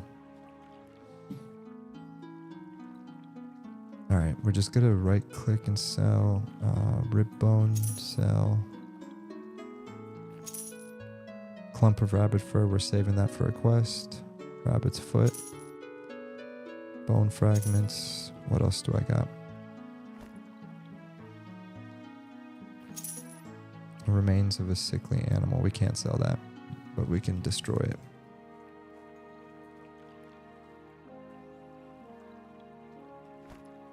Oh, and another thing, like, notice how I remembered about the clump of rabbit fur. I had to read through these conversations, and after you read something enough times and repeat it out loud, like it sticks in your memory.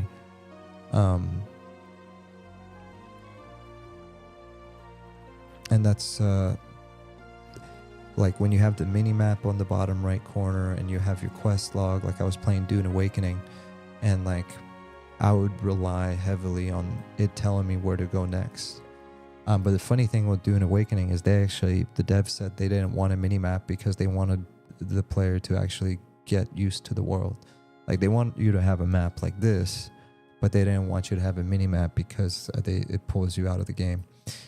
So my point is, like, when you have like these text-driven quests, it really helps memorize like what's what. And the reason I bring that up is because that's why I remember to get the clump of rabbit fur. So let's see. Nice. You gained faction.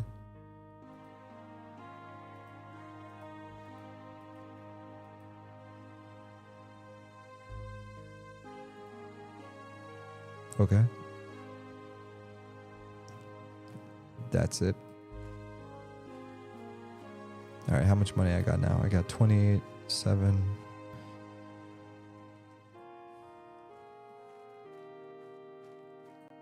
What's my damage on this? This is 7 damage, 4.8. I want to get a sword. Dull scimitar. For 1 silver. 5 damage, 2.9 seconds. 7 damage, 4.8 seconds. Dull 5 damage, 2.9 seconds. Same thing. You know what? I'm just gonna entertain myself. I need to get my slashing skill up anyway, so we're gonna buy this. I better be able to use this. I'll be angry. Like, what's up, man? No way. Your race class deity can't equip this item? Oh, no. Come on, guys. I thought I was a Beastwarden, man. I'm supposed to be a beast. I want to have some swords. I should have read that first. Warrior, Paladin, Hex Knight, Ranger, Rogue, War Wizard, Druid. Even a Druid can use it, dude. Come on. And I'm going to be forgiving and say they're probably going to fix that. Like I told them, I was talking to one of the devs just through YouTube, and I was like, he asked me which class I wanted to play. I'm like, well, what I would like to play as is a wood elf or a dryad Beastwarden, but right now you can only be a human, or like a half elf. And he said, we'll see what happens later on as they build out the world.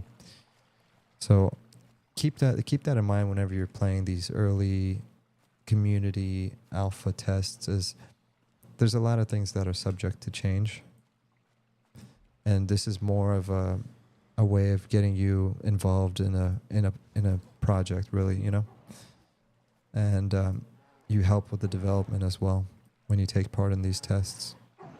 Because if you have feedback, I mean, that's the whole point of this stuff. Like, they're not advertising a finished project after all. Constructive feedback, like I mentioned earlier,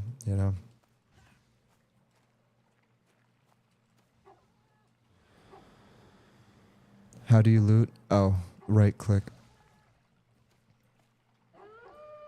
So you see how it has this skinning knife?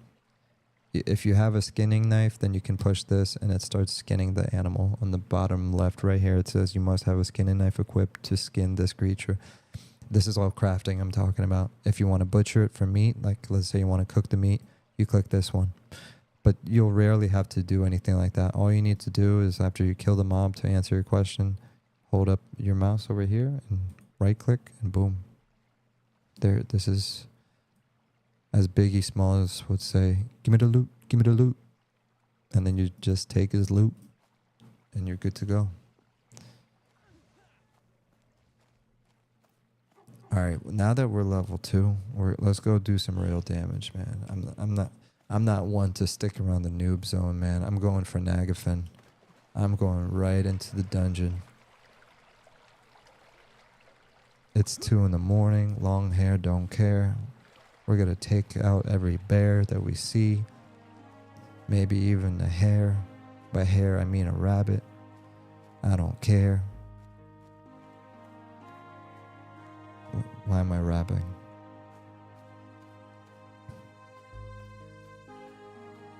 Okay, fletching trainer. Now, since you mentioned that whole thing about at the paladin, I'm actively looking for the trainer. Hunting satchel, container with 8 slots. Oh dang, that's expensive.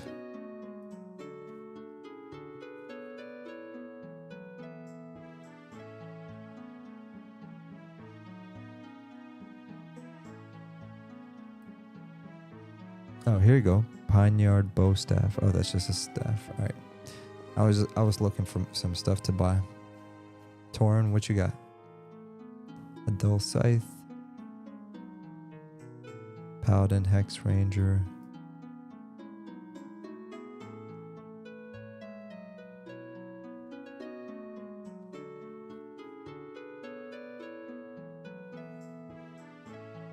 I wonder if I can use shields. Can I use that? Paladin, blah, blah, blah.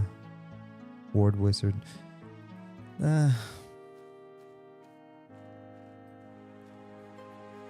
Yeah, so I guess like for now, a Beastwarden is like heavily more of a caster type of class. I guess correct me if I'm wrong. Let's try to take out this guy. Ready, set, go.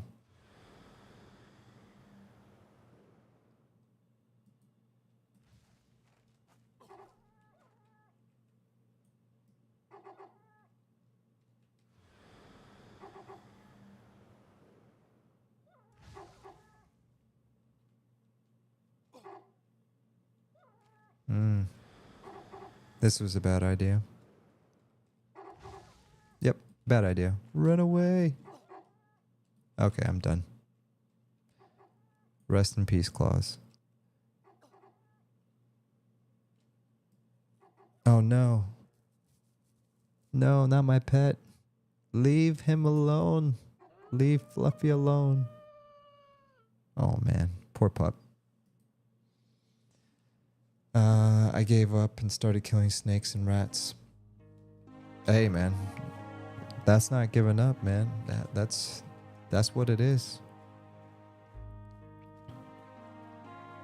Snakes, killing snakes and rats, man. That's the life. The life of a classic MMORPG player. Alright, so let's see. Companion Reawakening. This spell takes 50% of your hit points, mana, and stamina. Oh yeah, we can't do that yet. What's that? That's a gatherable? Oh, cool. Some wood. Let's gather some wood, I guess. Wait. Moss Skinner's corpse? Ooh. Oh, I wanted to see if there was any stuff on this mob. Let me see if I have any coffee left over. I'll be right back. Make sure nobody kills me, please. I'm holding all of you guys accountable if something attacks me while I'm gone for 2 seconds.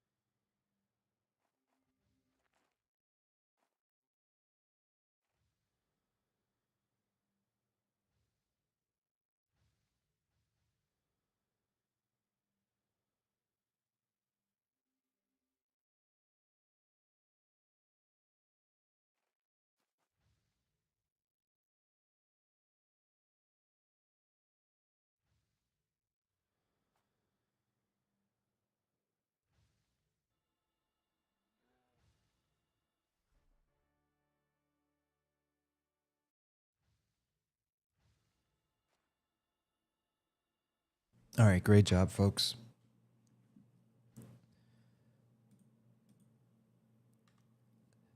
You've successfully made sure nothing happens to me. Great job.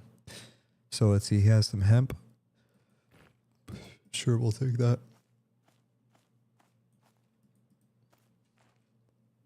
All right, let's see if we can get our pet back.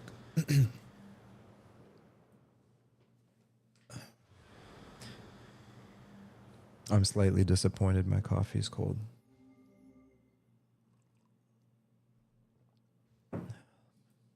All right, let me be stubborn for a second. Let me ask the question again.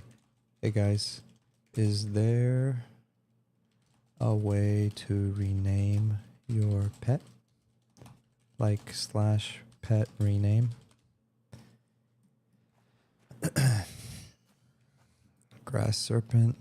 Okay, this is a white mob, so we're gonna do this guy. Let's see if anyone answers. Yeah, I said this earlier, but it's crazy, man. Within the first 30 minutes, they had 1,100 players. That's very impressive.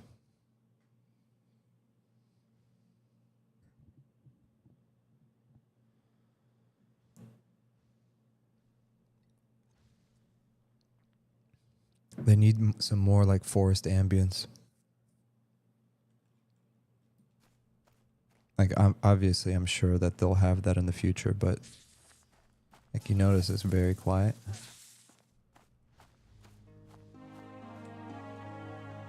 Like, there's that song, but I mean, just like in general, like forest ambience.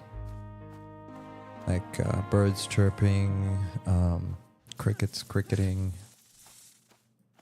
Let me listen. Yeah, I don't hear anything. I just hear my footsteps.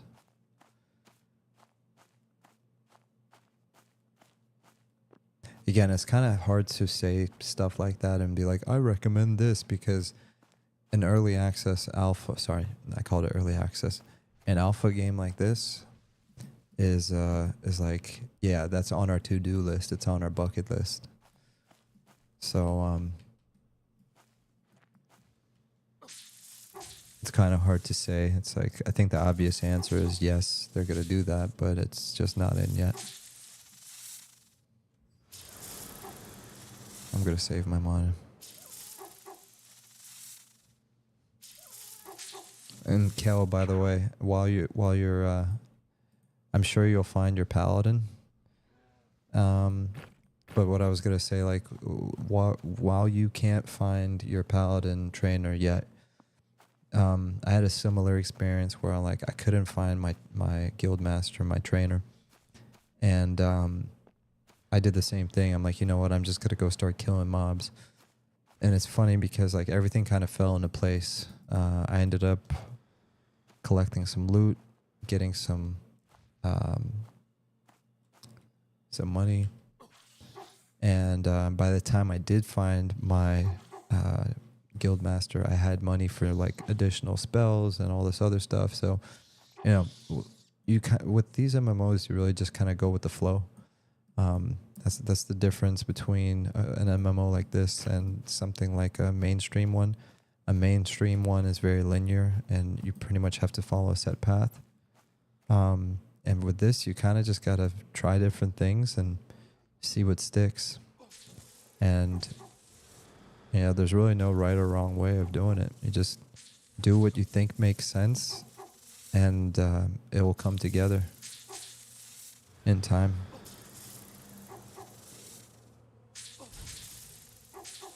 Assuming you're still here, but I just wanted to throw that out to you or anyone else that might.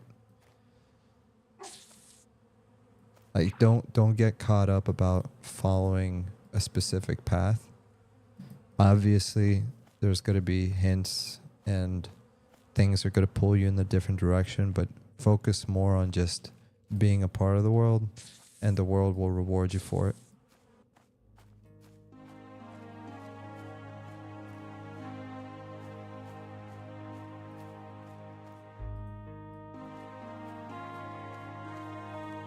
Speaking of rewards, let's go ahead and go back to my guildmaster. and see if we can get some more spells. Also, can I move these around? Yes, I can. Okay, great. I'm going to get rid of this. I don't need exit game. I don't need sit. I don't need group invite. I'm going to put my bandages in the back. Companion reawakening here. And spirit bond here.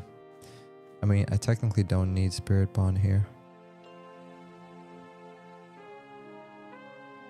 Anyways. Cal said, I am. Yeah, I'm once again in search of my trainer. Hey, and remember, there's no shame in looking it up. You know, some of these games have wikis. And the other thing I would recommend is just asking in the chat. I mean, the whole point of a game like this is there's other people. So I do recommend just asking somebody if it's starting to be annoying. All right, speaking of that, I want to see if anyone answered my question.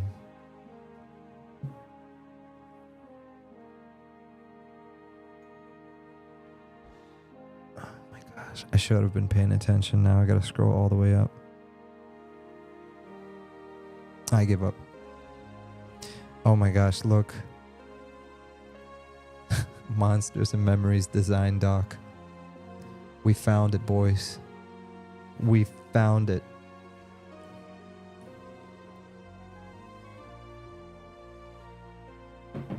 Yeah, I forgot to mention the Monsters and Memories devs and the Adrullan devs. They're tight. Like they're close. They're friends. Like online friends. I don't know how like close they are. Like, you know, not like marriage or anything like that. Or like BFFs or real life friends, but what I'm saying is like they know of each other and they've spoken and they're both rooting for each other, which is always good to see. Whoa. I've completed a quest? Okay. Oh, okay. All right, sure. Well done. I see such a strong... Oh, yeah, right. My pet. Well done. I see such a strong bond between you and your companion. Now, let us see how you and your companion fare together. Outside of the gates are some spiders known as pine creepers that have been feasting upon some of the young pups. Go and slay them and return to me a spider eye so that I know that you and your companion can act as one. Okay. Well, I got a snake egg. You want one of those? Nah, you're good. Rescue companion. One. Is that 1 gold? Are you serious? Yeah, no way. So these are the skills I guess I can learn right now. Force the enemy to attack you instead. If an enemy is attacking your companion, force the enemy to attack you instead. Coordinate a strike. You and your companion strike a target at the same time, causing massive damage. Okay, these are like my special skills. Sweet deal.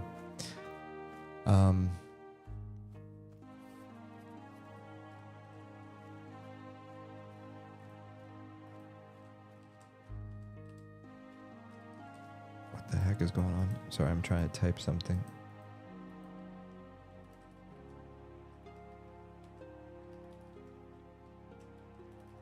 Interesting. Okay, let's go kill some spiders.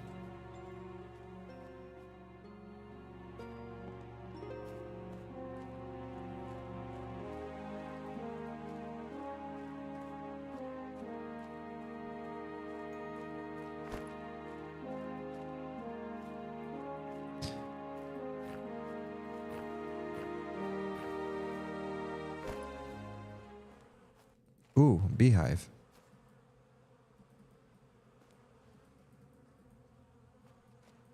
And I guess I'm too short. Oh, I gotta have the beekeeping skill. Gotcha. Fair enough. Ooh, a random bag on the floor. What did we find? Bits of snake shed. Okay, well, hey man, I'll take it all. We'll sell it all.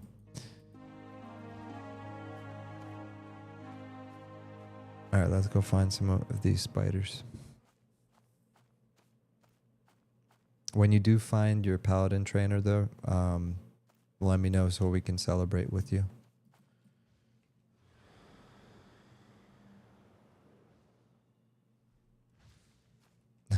Look at him go.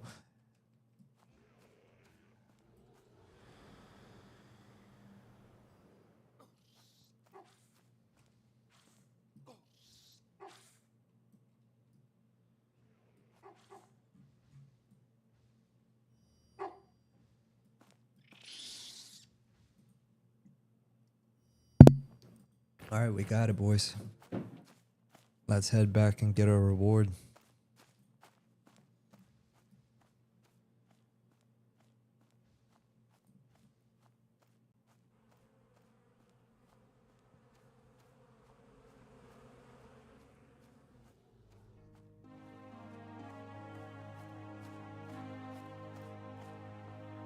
Greenwood Covert. Hey, Kel, by the way, are you like in Greenwood Covert or are you in the human city looking for the paladin trainer? Just curious. I'm assuming you're in the human city and not in this little town. What am I thinking right now? Oh, yeah. I asked that you bring me a spider eye from the pine creepers. Yep, no problem, bro. Here you go. Oh, hold on. And do not forget that if you have lost a note on taming your companion, I can provide another or offer you a refresher on the process. No, I still got it. We're good. Appreciate it, though. I'm actually going to put the note over here, though. Just so it's out of my way. Out of sight, out of mind. I'm going to hand this over to you. Alright. This shows that you and your companion have formed a sacred bond, one that has given the young pups in the forest a chance at life. Should you recover additional spider eyes, I will accept them as proof of your continued dedication. I like these repeatable quests just because it gives you an extra form of money, loot, XP. Reminds me of like the crush bone pelts quest. So big fan of that. I like that. Like I like the epic quests where it like takes you around the entire world. I like the specific item quests that take you on an adventure, but I still like the regular old, hey, anytime you kill an orc and find a belt, turn it in for some XP. I like that. Should you recover additional spider eye, I will accept them. Now that you have officially joined our order, I need some help uncovering a mystery. Ooh, a mystery. What's the mystery? Draven Wildborn. Unfortunately, not all Beastwardens are as lucky as you. Ooh, I'm lucky. It seems one of our Beastwarden's bear companions may have been kidnapped. No. Let me zoom out so I can read. May have been kidnapped by the Moss Trooper hunting party that has set up camp near the Lake of Lost Light. I ask that you go investigate this and return to me with any proof. Return to me any proof the Moss Troopers were involved with this offense. I must warn you though, this is a band of Moss Troopers or hunters. I can barely keep my eyes open. One more time. I must warn you though, this is band of Moss Troopers. Okay, so I'm not going crazy. This needs to be corrected. I must warn you though, this is band of Moss Troopers or hunters. It's supposed to say, I must warn you, this band of Moss Troopers are hunters, not mere skinners and poachers. I suggest you and your companion gain more experience before investigating this matter. I would sadden if we lost more. Okay, that needs to be corrected. I would be saddened, or I'd be saddened if we lost more to these scoundrels. Keep in mind, like when you're developing an MMO, there's so much work to do. Like even the little stuff like writing this stuff out to make it compelling, like it's not easy. So this is why I like these indie dev companies or people that involve the community, because this is the kind of stuff we can help with, you know. This is so like minute and not important, but it's still like noticeable. So hold on one sec. How do I oh man, I should have clicked this button.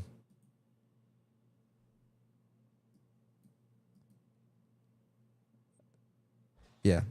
So I'm not going to report that right now, but just keep in mind, like if you're playing something like this and you see something like that, provide the feedback by reporting a bug, because that's, you can send a screenshot and you can type it all out.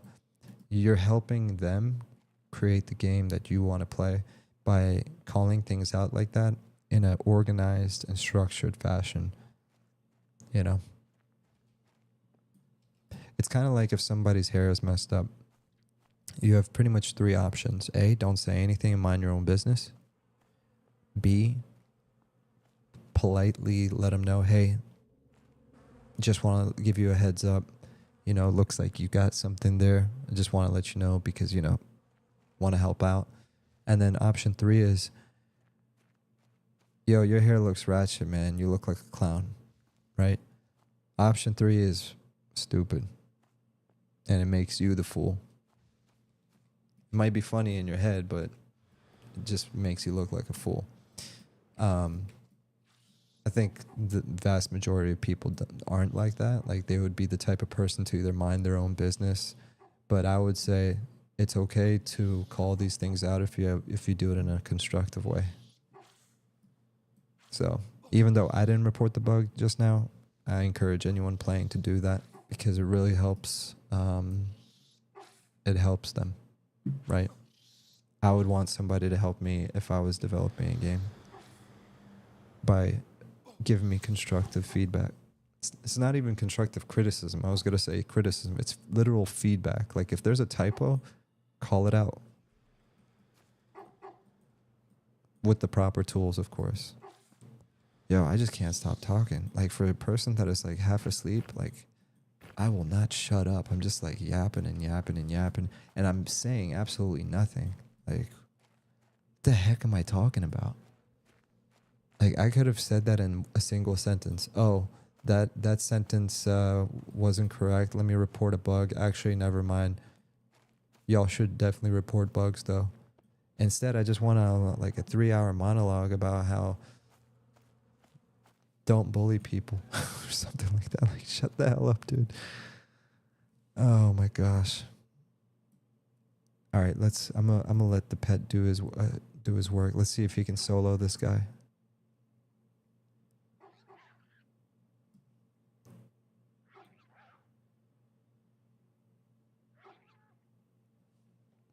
Yeah, I apologize in advance.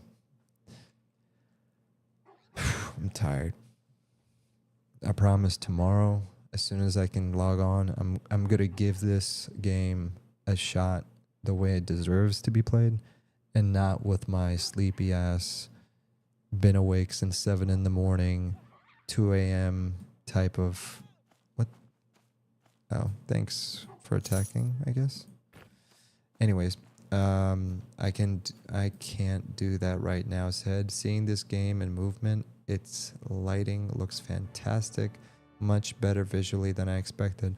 Yeah, and it's funny you say that because I mentioned that earlier. Like, I've played this game multiple times, and I'll look at a screenshot or I'll look like at a past video, and I'm just like, yeah, I might log in and play. I might have fun.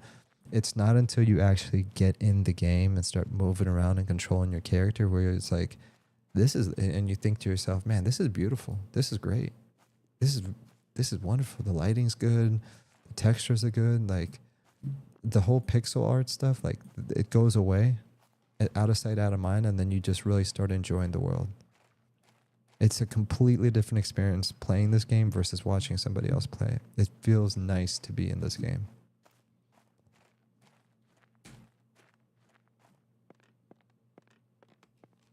Nice to meet you, by the way. All right, let's sell some stuff.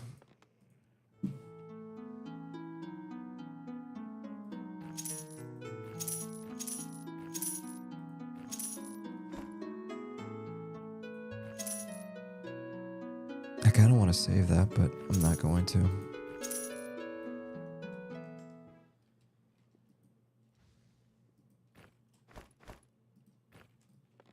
All right.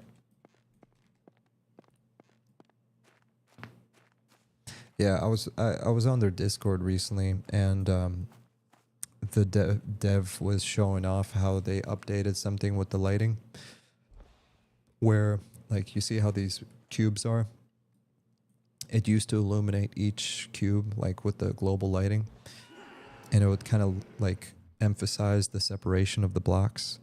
I'm not explaining that correctly, but they tweaked it so now the global illumination, it's not emphasizing the outside portion of the cubes or whatever, and it's like little subtle changes like that as they develop the game and tweak it, it makes a huge difference as far as like the overall feel of the world.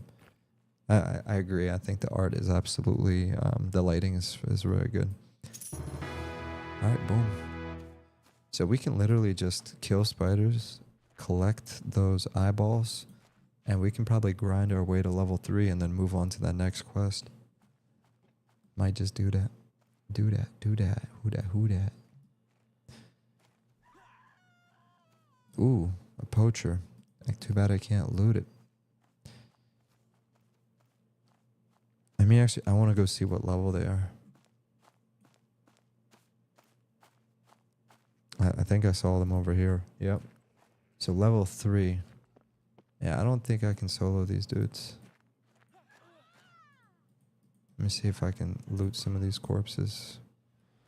No.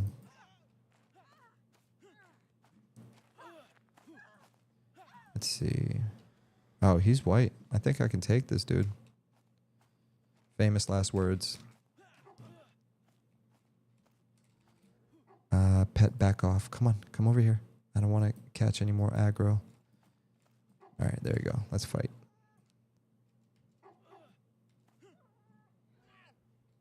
Oh yeah, we got this. Dead Man Fishing said, "Yo, Draco's, tired or not, you always do a good job." Oh, what's up, Hypto? Good to see you, brother. Tired or not, I always do a good job. That's just you being biased because you've been around since day one. But I appreciate it. Okay, so Highwayman's Hand and Crow Feather. So what exactly does he want me to do? He said it's not enough to simply tame. No, that's not it. Mystery. I was reminded, should you choose to bring me more venom sacs or clumps of rabbit fur, I will accept them and ensure you are rewarded. Venom sacs? I didn't even know that they wanted that. Zandriel is inviting me to a group. Kind of just wanted to solo right now. Screw it.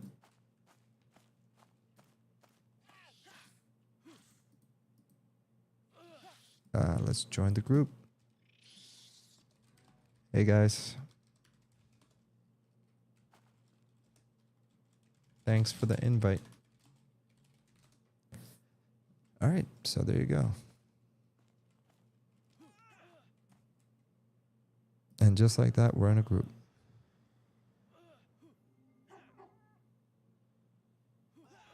Oh shoot, what am I doing?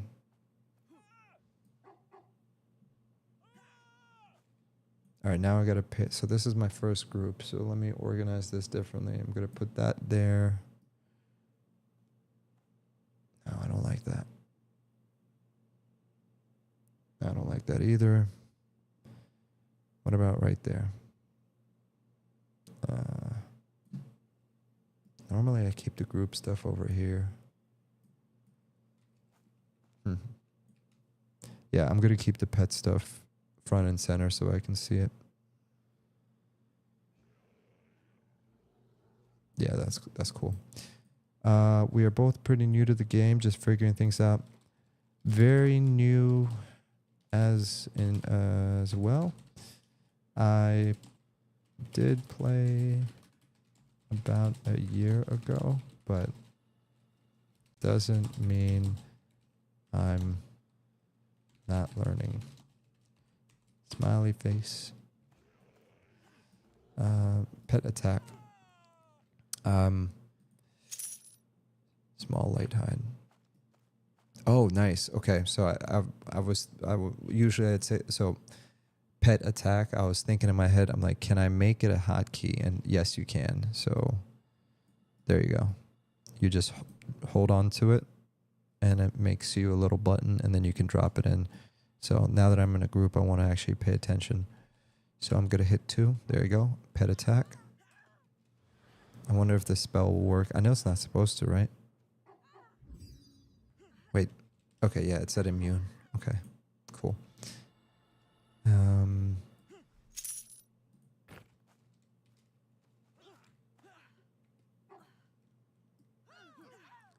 I'm going to make this number 1 and then that number 2. Hypto, how are you though, man? Are you playing?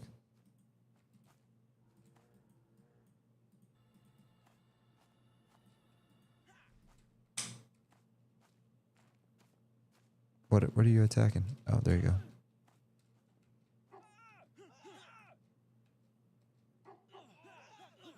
I'm so confused. Is my pet attacking?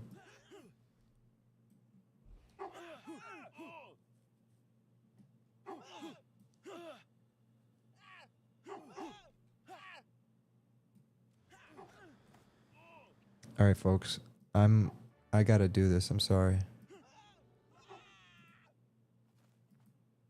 If we're gonna be adventuring like this, we need some music.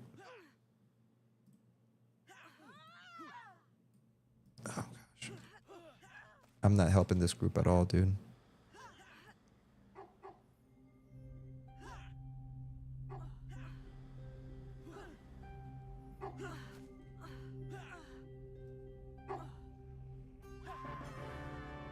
Oh, did I just level up? Oh no, somebody else did. Grats.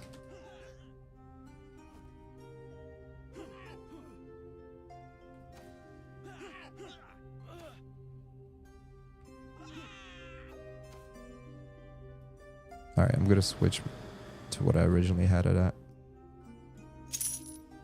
Boom.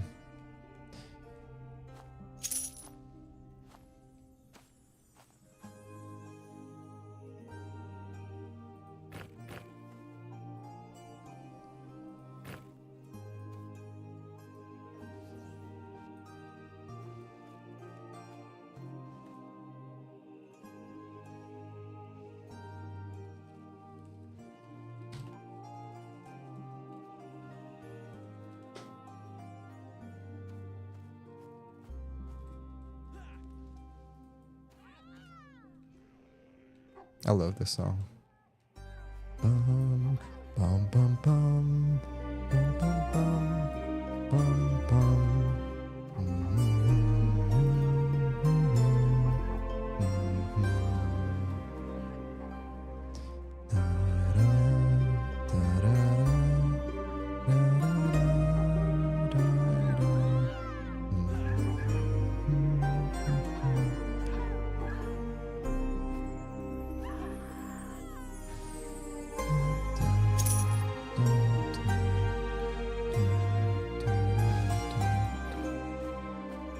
Wait.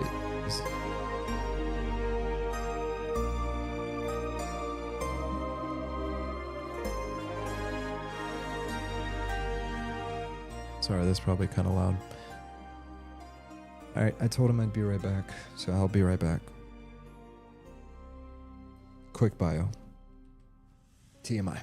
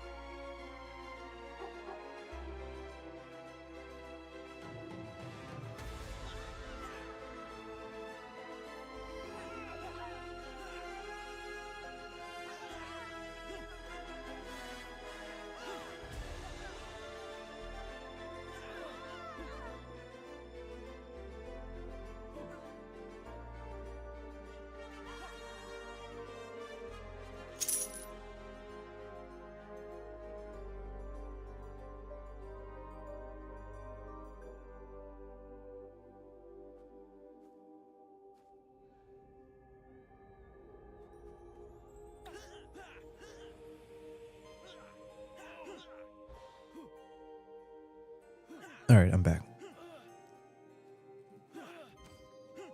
I'm back. Nope, wrong one. My multitasking is terrible right now. Back. So maybe I should make another chat for the combat, or what's going on? Let me do that really quick. That's annoying. General combat. Let's turn all this off. My combat. Yeah. Crap.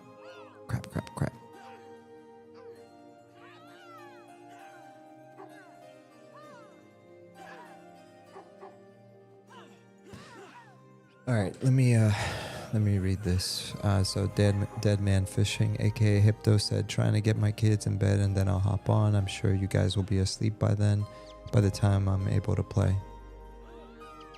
Oh, we always have tomorrow. I should be on. I wish my pet would attack while I'm doing this stuff. So, Kel said, does the pet tank? You might be able to use your bow if it does. Yeah, that's a good point. The pet does do a decent job tanking from what I noticed. So that's definitely what I'll be doing. But I don't know if I can use bows. That's the question. That's the question. All right. Why am I not tab? Okay, I'm hitting tab to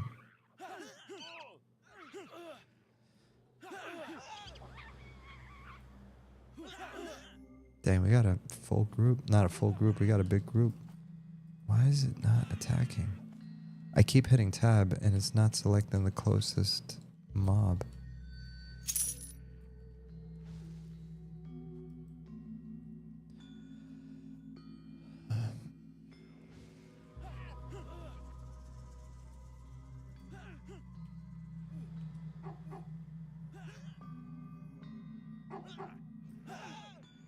Yeah, the spell effects look nice though.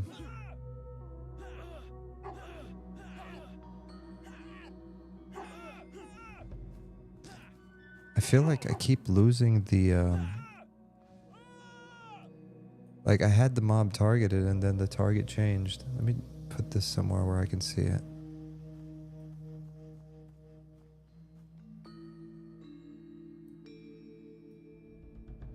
All right, there.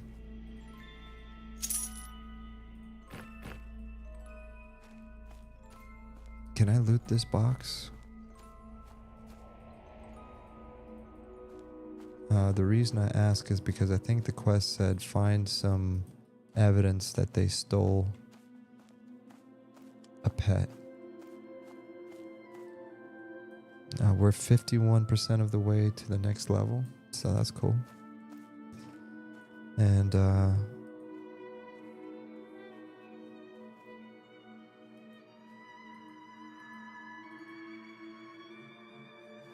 alright, my spell casting, my spell fizzling, my spell resisting, death experience command. Alright, so we cleared all that.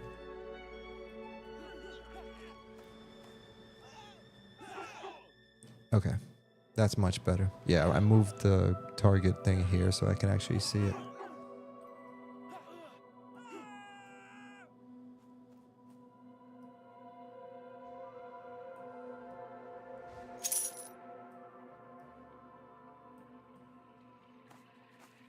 Alright, we got that. Let me change one more thing. Options, interface, scale.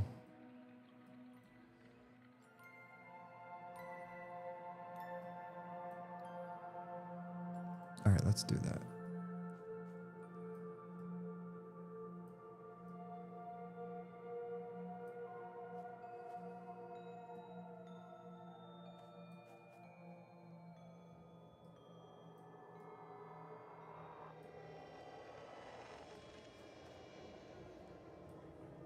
Cool.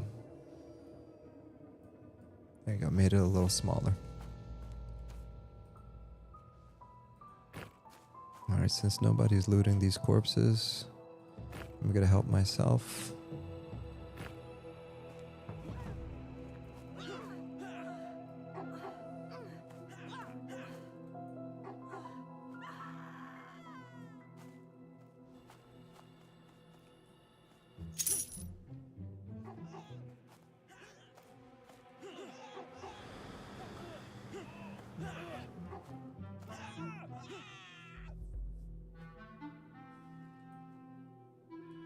By the way, for anyone wondering, the music in the background is from Monsters and Memories. This is by the composer Robert Engstrand. He's a musical genius. Highly recommend you check him out. He's part of the MMORPG team, but he's also just a band member. And he makes really amazing music. So, simple Moss Trooper Signet, +4 health. Yo, let's go. We just got some loot. Look at that, man. +4 health. Yo, that's it. It's over. Game over. I'm an OP.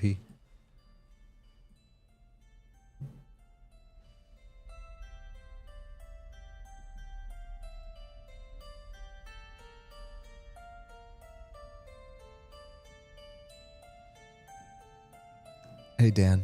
Good to see you, Dan Molina. Always a pleasure to have you hanging out with me. Alright, so let's look at this again. Mystery. Chance of life. Should you recover additional spider eyes? Blah, blah. Not now that you have officially mystery of spoke of.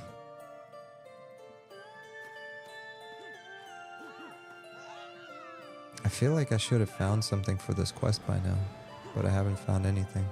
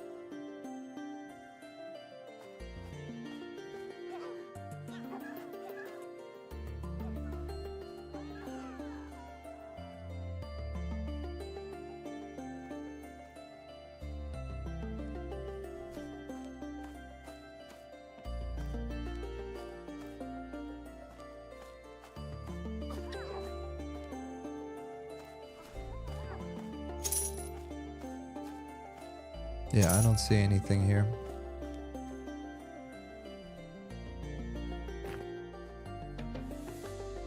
Human heart. This item can be fed to the Beastwarden's pet? What? Yo, where's my pet? Where's my pet? Okay, I'm so confused. Oh, there it is.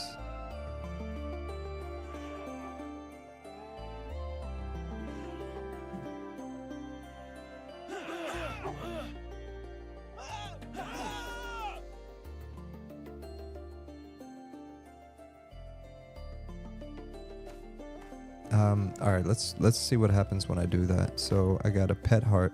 This item can be fed to the Beastwarden pet. Feed. Oh, nice. So pet hunger. I'll read this in a second. So pet hunger. If your companion... here, let me move this where you guys can see it.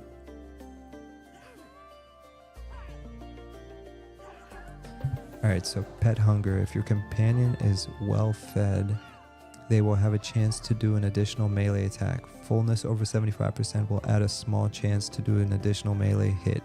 To feed your companion, pick up an item in your inventory and click onto your companion. Oh, nice. Okay. Oh, also pet happiness. Your companion's happiness. This can be increased by staying close to and protecting your companion. If your companion is happy, they will regenerate health faster. Happiness over 75% will add a small bonus to health regeneration. Oh, that's a cool touch. Pretty sweet.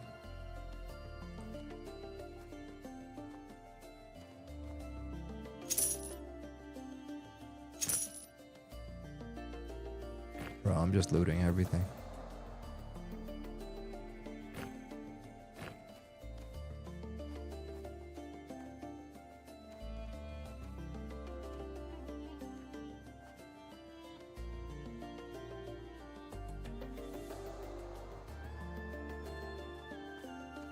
Yo, where's Chance, man? His corpse is right here, and I see his health is low. Oh, he's over there somewhere. Be back in a few. Oh, okay. He's probably selling. Run in and start attacking. Even try to KS. What? What is he saying? Run in and start attacking. Even try to kill steal. Oh, he's... I guess they're beefing or something. Are you using this fire? Bunch of gays. Oh gosh, are you? Oh my gosh, this is great. I haven't experienced this in a while. Oh my gosh, I love it.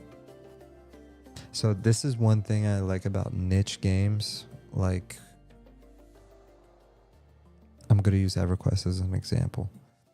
Everquest is such a niche game that you have to watch yourself as far as like how you act in the world. Like, there's always going to be toxicity and weirdos, but you can actually get a name, make a name for yourself on a server, you know, and essentially people will know you as the troll or the toxic person or just not want to play with you. The one thing about AAA or well-polished or really easily accessible games is that it attracts the lowest common denominator. So, like I said, there's always going to be toxic people, but it's just hilarious when you run into those people. I am so not used to it. That when I see it, I'm just like, it's like finding a 4-leaf clover or like a unicorn. It's like, oh, that's awesome. I found that hilarious. So, good times. For anyone that missed that, just ignore.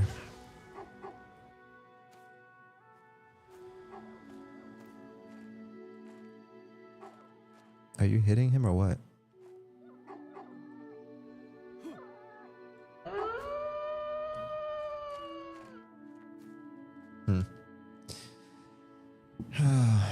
Alright, so I can't do that right now. Said, I'm in game playing and now this is so fun. This playtest is popping. Oh, it really is, dude. It's got me hooked. And I really want to know this quest. Have you had... Yeah, gosh.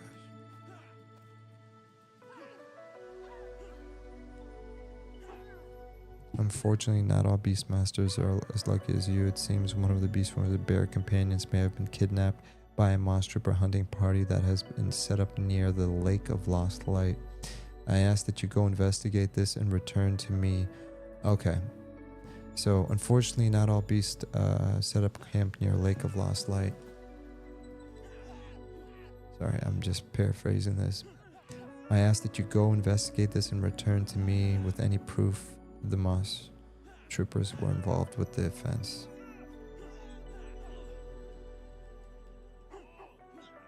Okay, where's the Lake of Lost Light?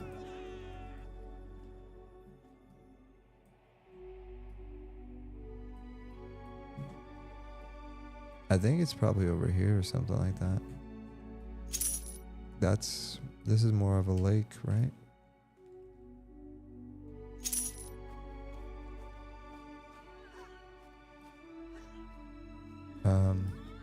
Okay.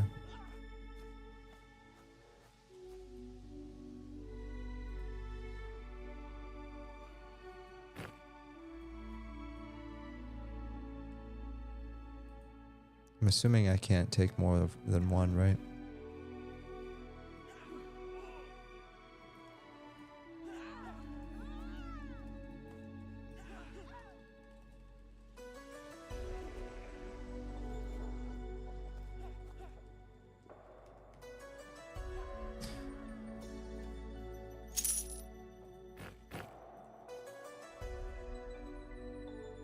Oh, okay. Manage items overflow from your inventory when this button is blinking. Overflow bag. Oh, that's an interesting twist. So they give you like a free bag or something? That's interesting.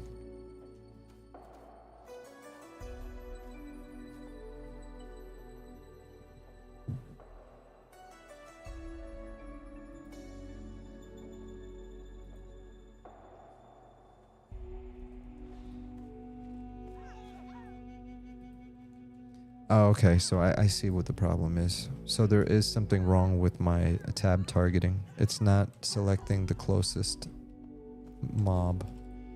And that's probably because something is off with the controls. So toggle, hot button, target site. Okay, that's why. See, I like to target nearest. Oh shoot. There you go. Alright, that should solve my problem.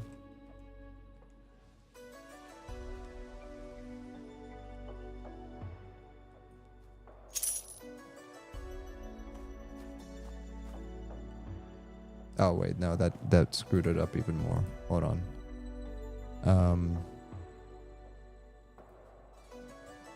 Okay, hold on.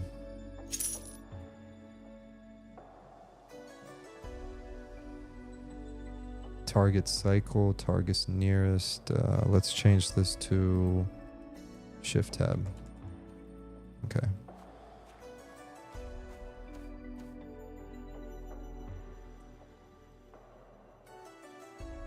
I'm so confused. So if I hit tab right now, what happens? So it picked this guy. Okay. So the issue I was having is I was tab targeting, but it wasn't selecting the Moss Trooper that was closest to me. So it was confusing me. So you can't loot with overflowing inventory. Oh. But it's a stacked item. I should still be able to loot it. Interesting. Alright.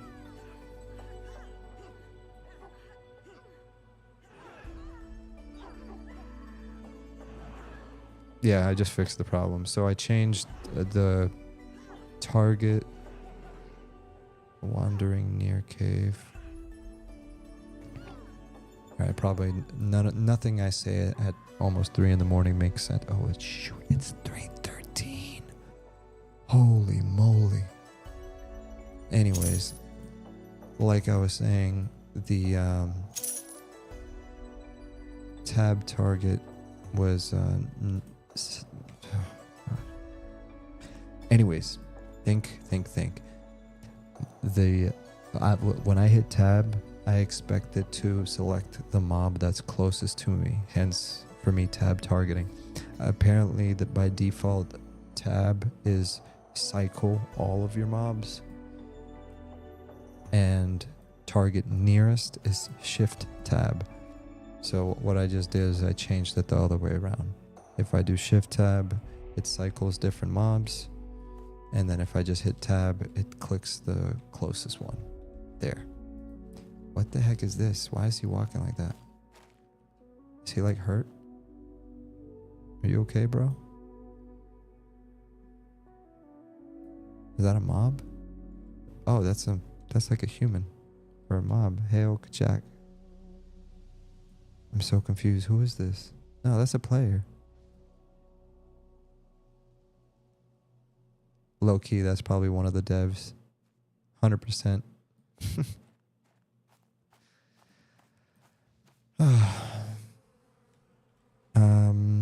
BRB.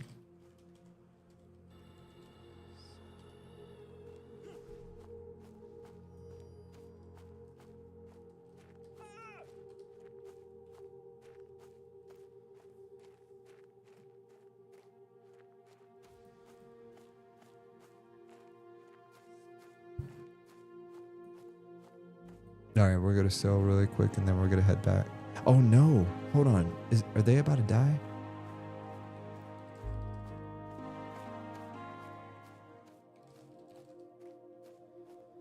Dude, my group is getting killed. No freaking way, dude. No. Who is killing us?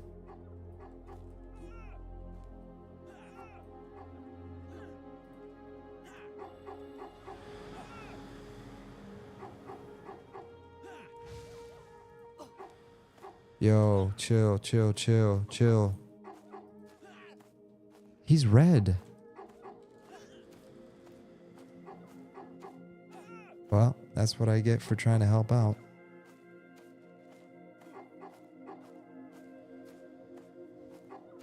Oh, he's level 5. Yeah, somebody wasn't paying attention, I guess. We're all dead. Oh, look. He chopped my head off.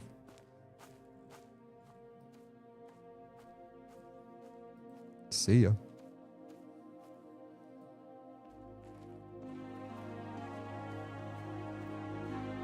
Alright, let's go get our stuff.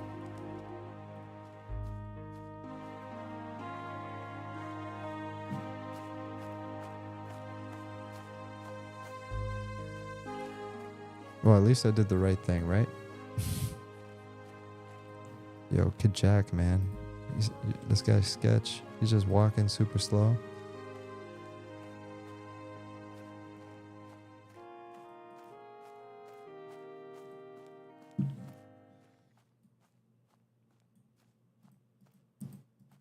Pine Yearn Silver Wolf. Look at this guy, man. I want this thing. Look at this Silver Wolf. You look so tight. Tight. Alright, Deep Vine Adolescent. Neutral. Yeah, he's not going to hurt us. Alright, let's get our corpse. And this is a perfect chance to go sell. Your inventory is full. Okay. Fine. Chance is running. Should I help him?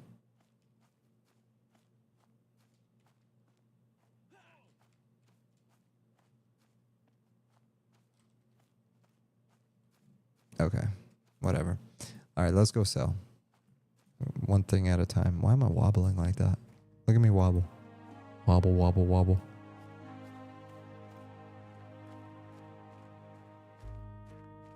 Oh, it's Balbo Baggins. Tattletale.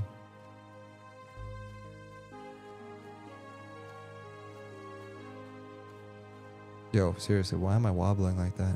Was I always running like that? Oh, it's because I'm crouching. Look. Yeah, okay. Weird. Alright, let's sell.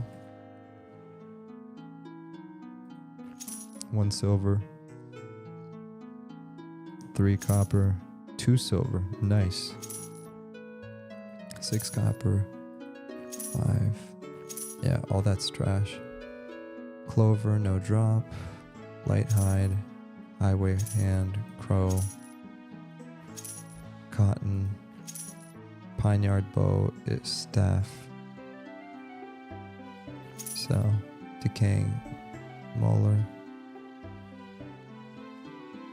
Hemp is a robust, multifaceted fiber prominent across the varied landscapes of Adrullan. Good to know.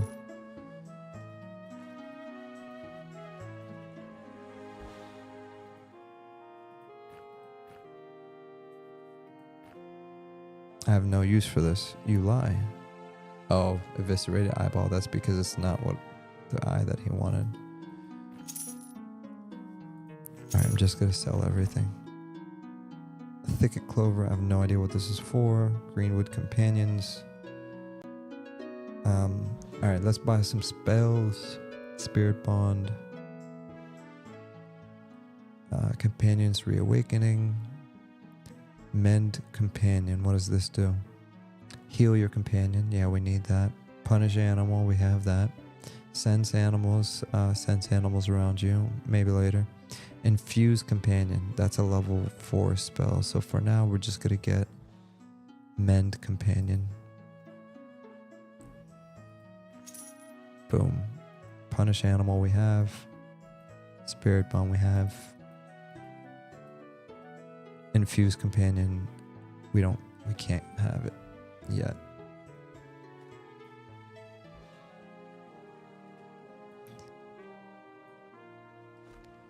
Alright, so let's memorize our new spell.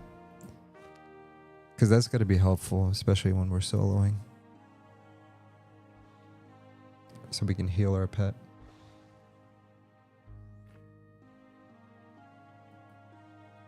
Yeah.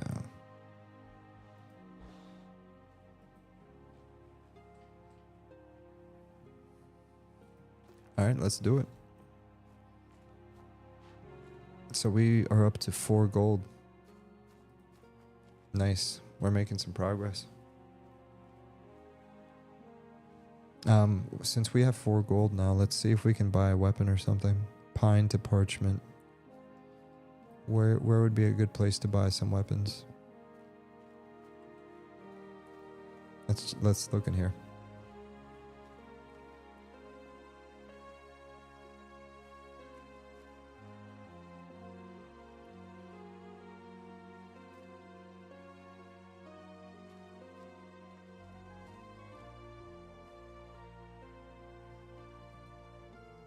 Oh, whoops.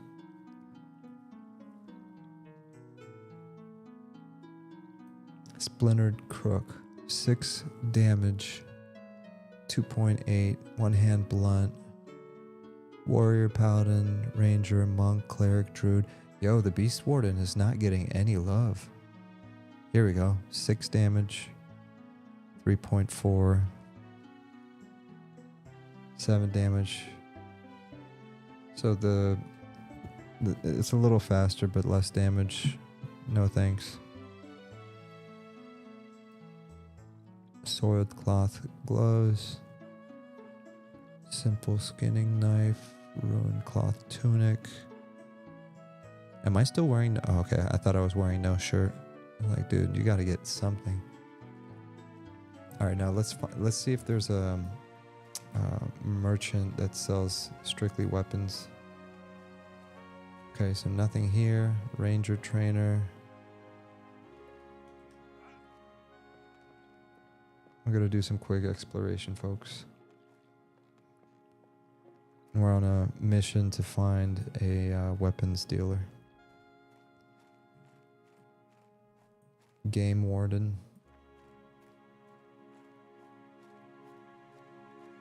Oh dang, look at you. This guy is decked out. Fishing rod, yeah, we'll need that for later. We love to fish. Love to see it. Dull hatchet.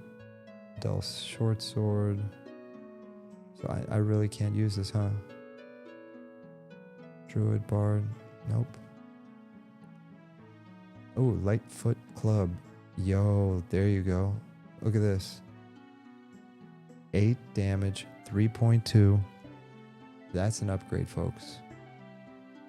Right there. Alright, we're gonna buy that in just 1 second.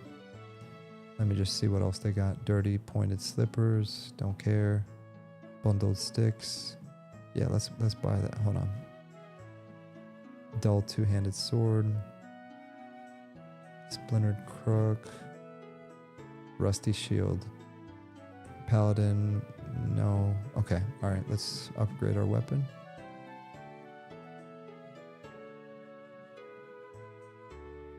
Alright, let's buy. Boom.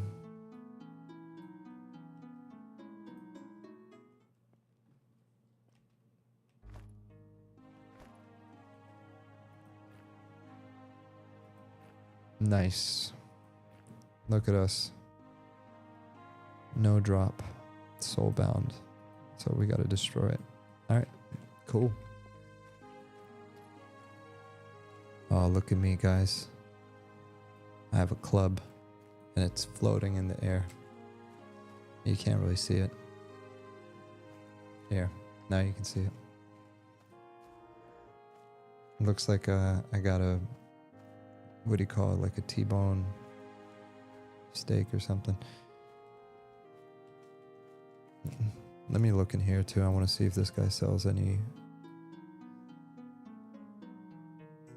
leather armor or something like that. Cotton workday, boots, feet. 3 silver. No. Yeah, I'm trying to skip the cloth and go right for the leather armor. Nope. Nothing there. Keep in mind, there's like a major city. I don't want to say it's not too far from here, but it's really not that bad. So we could go and get that. Let's resurrect our pet.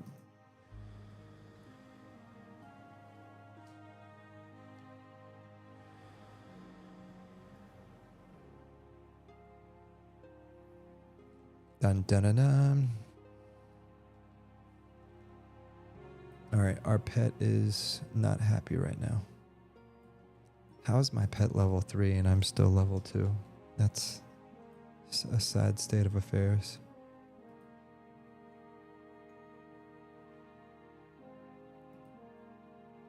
Is its health full? Yes, health is full.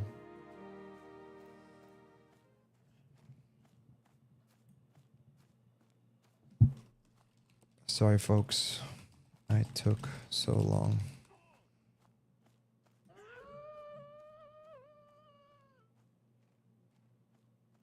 Uh-oh. Yeah, and Lido said, does it really matter what weapon to use? For example, I'm a warrior using dual weapons. Oh yeah, it matters. I mean, it doesn't, but it does. It just really depends on... So let me explain that question in just a second. Oh, okay. I guess you can have them. Anyways, what was I saying? So yeah, it matters. Like for example, the last weapon was like 7 damage, 4 or 5 second speed delay. This, for me, is like a huge upgrade. Like it's only 1+ damage, but it doesn't translate in an RPG like this. It doesn't mean you're going to hit him for 8 damage every time. It just means, I forgot what the exact calculation is, but like you'll hit him for 14 damage. Like there's a multiplier, right? So I don't know what the exact formula is, but the point is, yeah, it makes a difference because I'm going to hit faster and I'm going to hit for more. And especially in early levels, it makes a huge difference. Like for example, like the fact that I don't have any armor right now is a huge disadvantage because my armor class is 1.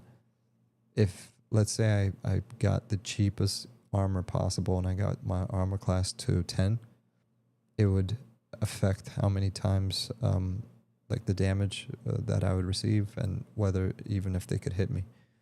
So yeah, it makes a big difference. And you kind of want to like balance it out depending on your playstyle. Like you said, you're a warrior using duos. So some people might say, well, I want to have a 2-handed sword or a 2-handed axe because I'd rather hit harder but slower.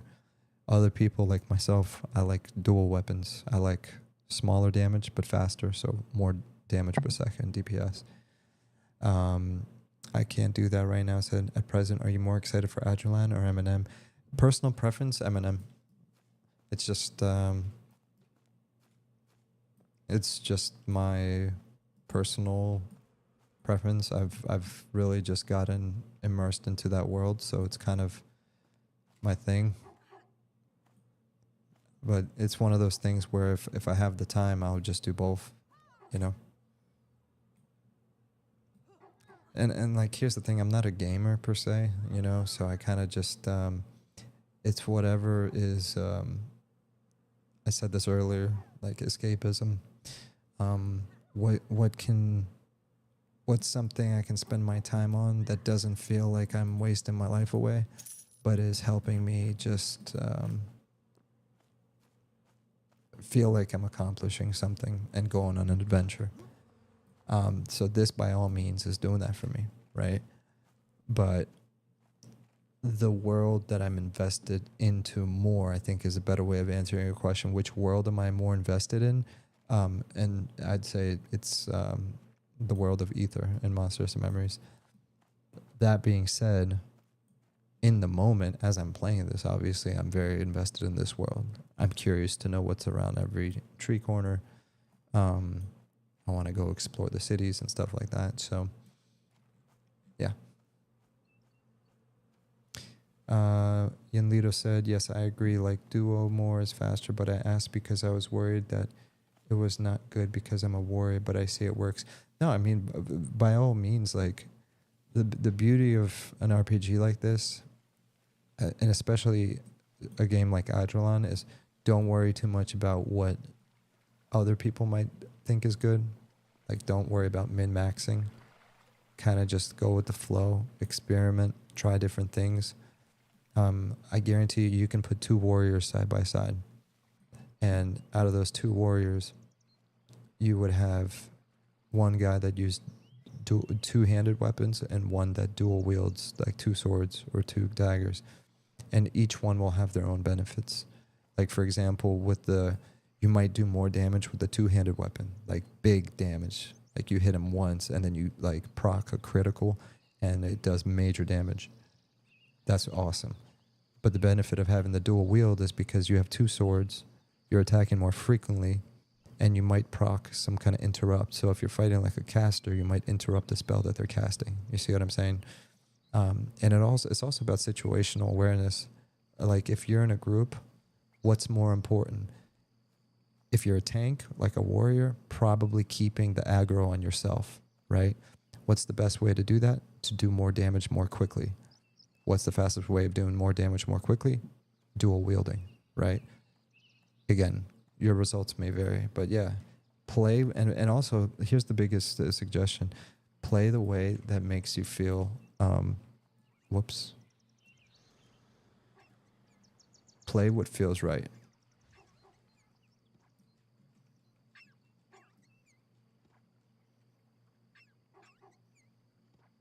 Class companion.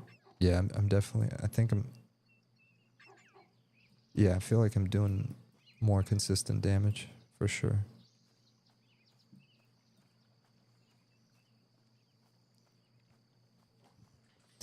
Yeah, I'm going to leave the group things for the group. It was fun.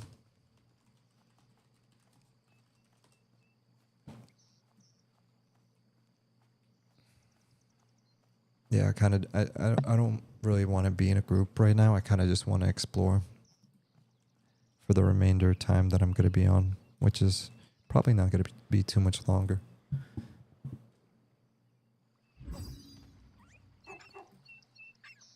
There's that background sound, the ambience. Like, it wasn't in the previous zone, but it is here.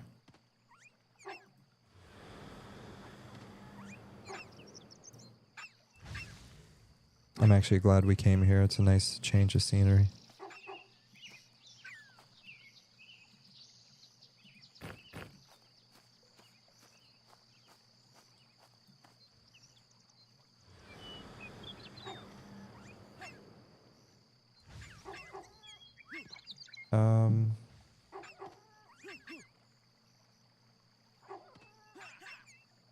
Wait a minute.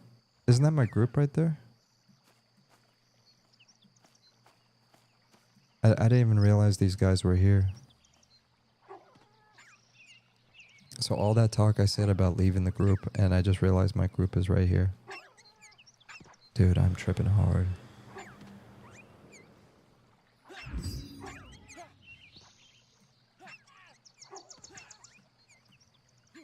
Alright, let's test out my heal really quick. Claws companion, heal companion, left click or press to cast. Why can't I do it? Am I out of mana? Oh, I'm out of mana, duh. Yo, you better not kill my dude.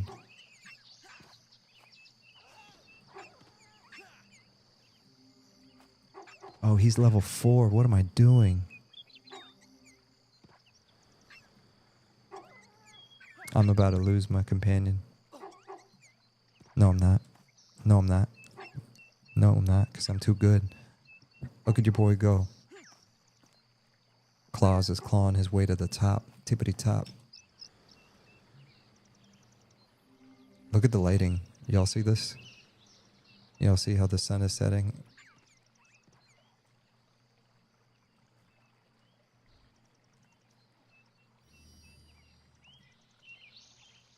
Yeah, I definitely love the graphics in this game. Oh, look at the moon rising. Look at this, yo. This is great.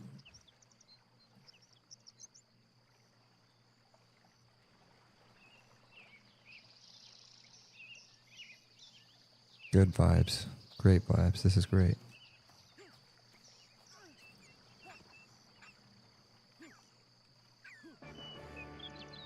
Ding. Alright, we just leveled up. Yanlito said, I don't understand the map at all. So the map is a work in progress, but what they're trying to say is like they're not going to give away the locations. So like I was in Greenwood Clover, and I think it's positioned like north, south, east, west. Hold on, let me help these guys. I'm not paying attention. So it's meant to give you like general guidance on what the world is, but it's not trying to tell you where everything is. Like it's not a GPS type of map. So use your compass. So you see right here on the top, I have a compass. We came from this area, from the bridge. And by the way, the purpose of this, in case anyone's wondering why there's no mini-map, why there's no GPS, it's because it forces you to learn your surroundings. Like, I know this bridge, and when I see this bridge and I see this lake, I automatically know that I'm getting close to Greenwood Clover, right? So let me see if my theory is correct. So if this is north and that's Greenwood Clover, then technically, yeah, so that's north, north like where the white stuff is. So I'm facing north, so that's how you know, north, south, east, west. So that should help you. Fabio, I'm not going to attack your stuff. And if, again, if nothing that I just said makes sense, it's because I'm super sleepy. So just ignore it. J. Michaels Old said, love the simple map and compass system. Yeah, same here. And you know what's funny? It's actually becoming popular in mainstream games too. Like I was talking about this earlier in Dune Awakening. The devs specifically said they don't want to give you a mini-map because they want you to be in the world. Like, I feel like it's gonna start being a trend where like the day of the like glowing yellow line that's floating in front of your character in MMOs, and the mini map on the bottom right corner that tells you exactly where to go, like slowly but surely that's going to be less and less of that, because devs have figured out that it's not just a gimmick. Like you actually get more invested and immersed in a world when you're paying attention to what's in front of you and not what the little map on the bottom right corner is telling you. Like, and I get it. Like, people, like, they don't want to really think. They just want to just go, right? And I understand that type of play style as well. Like, sometimes you don't want to overthink things. But technically, you're really not overthinking things, because once you get acclimated to the world, then your brain is just, by default, going where it needs to go. Like, you're not thinking about it until you start discovering new things. Then yeah, like you'll get lost, you'll start paying attention, but think about it, that's like another gameplay loop, right? So now you're getting fun and enjoyment, not just from completed quests, not just from completed mobs, but from actual exploration. Anywho, that was a lot of words. Love the simple map and compass system. Yanlito said, yeah, but it should show where you die, though, or where you at. Yeah, that's another thing. I mean, it should, depending on the type of experience you want to have. But by design, they don't, because that's one of the so it's part of the game design. Like this is how EverQuest was. There was no hand holding. There was no giveaways. Now there's ways of solving that problem. For example, let's say you don't know where your corpse is. That's a common issue back in the old EverQuest days, and a cleric can resurrect you. A necro can resurrect you. Somebody maybe saw your corpse and they can drag your corpse. So there's solutions to these problems, but especially in early levels when that might not be an option, the way you combat that is by doing your best to remember where you died. So I completely understand you, Lito. It's a turnoff for some people, but that's another thing that makes you kind of, oh crap, I don't want to die. So I gotta play in a certain way where I'm paying attention and not dying randomly. You know what I mean?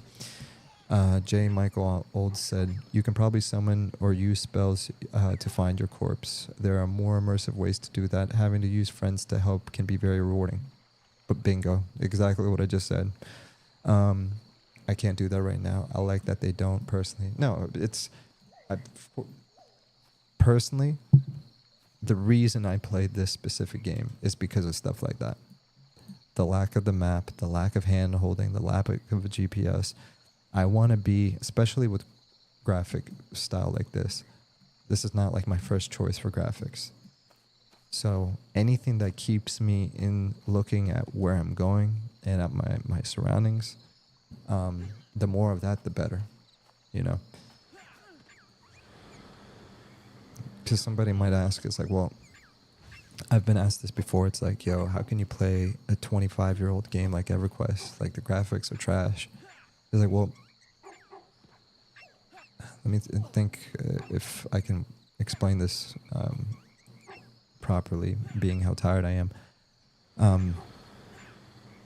It's kind of like when you're reading a book, right? Like, it's all words. There's no pictures. But there's occasionally like a sketch or something. And that sketch is kind of like your baseline. It's like your palette. And from that palette, your mind paints the rest of the world. And even with a game like EverQuest, where it might be low poly, pixelated, whatever it might be, once you're immersed into the world, the missing pieces are kind of filled in by your imagination, kind of like when you're reading a book. So, kind of corny, weird way to explain it, but it's almost 4 a.m, so I'm not really good at talking at this late. Oh, Chance just died. I hope that wasn't my fault. And by the way, like, this is another example of how easy it is to get stuck killing the same mob over and over and over, and then dying because you stopped paying attention for like 2 seconds. Oh my gosh, it is too late for these deep conversations. I'm just kidding. Dead Man Fishing said, it makes getting killed a lot scarier. Exactly. If there's no penalty from dying, then the game is a bit boring, in my opinion. 100%. 100%. Like, for example, a tab targeting MMO where you're hitting 1 to attack or tab to attack and tab targeting. If somebody looking from the outside looks at this and be like, bro, that's so easy. That's so easy, bro. Like, actually. Like, for real. Like, what are you doing? Your game is so easy. But what they don't understand is that I get where they're coming from, because they come in a world from where you gotta like button mash and do all these things and Elden's Ring your way to the boss and all this stuff. But the thing is, like, you have to pay attention to multiple things when you're playing an MMORPG like this. And while you think you're just button mashing 1 or 2 buttons, first of all, by the time like you're level 10, your whole spell deck is like decked out with spells, and you have to make selections and choices. Like, do I want to snare this mob so it comes at me slowly? How do I want to approach it? If I just go face to face with it, it's gonna wreck me right away. Maybe if I root it, put a dot on it, and then nuke it. or maybe I want to snare it and I want to kite it with a bow, right? Or if I'm in a group, what is my role? Am I a healer? Am I a tank? Am I a support? Meaning, like, do I need to control how many mobs we pull? Oops, somebody pulled one too many mobs. Do I have a spell or an ability to stop it from attacking or stun it or mesmerize it? So all of those things come into play, and if you stop paying attention, aka stop trying because, oh, this game's so easy, trust me, you and your whole group will get wiped, and then you'll learn how easy a game like this really is. You know? So, I mean, I'm not talking about anyone in particular. I'm just saying in general, that's like when a lot of people see these tab target games coming from a different style of MMORPG, they immediately think, oh, this is so easy. You got to be a dumb to not know how to be good at this. But try it out, see for yourself. And then once you see how death punishes you, it's going to make you play differently. It's going to make you approach the world with respect.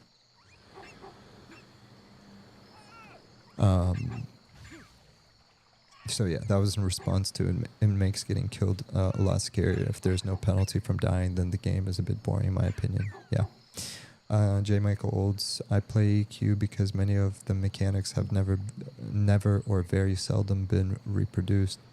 This new wave of games like Pantheon, M&M are finally going to give us the new jumping off point. Yeah, exactly. I think a lot of devs have been afraid to create this type of game loop. And I think very soon, more and more people that have never tried EverQuest are going to be exposed to this type of gameplay, and it's going to be very foreign to them at first. But once they start to feel and experience that, hey, every game doesn't have to be the same, it's a feature, not a bug, Once they start like respecting that and being like, yeah, this is tight, it's going to change the way they view the genre.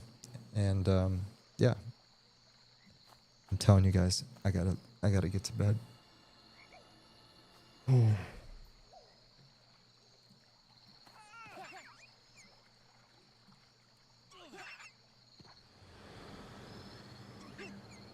I'm 3 hours in.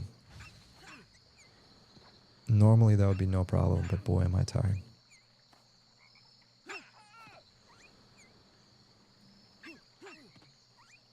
Alright, I'm gonna stop complaining.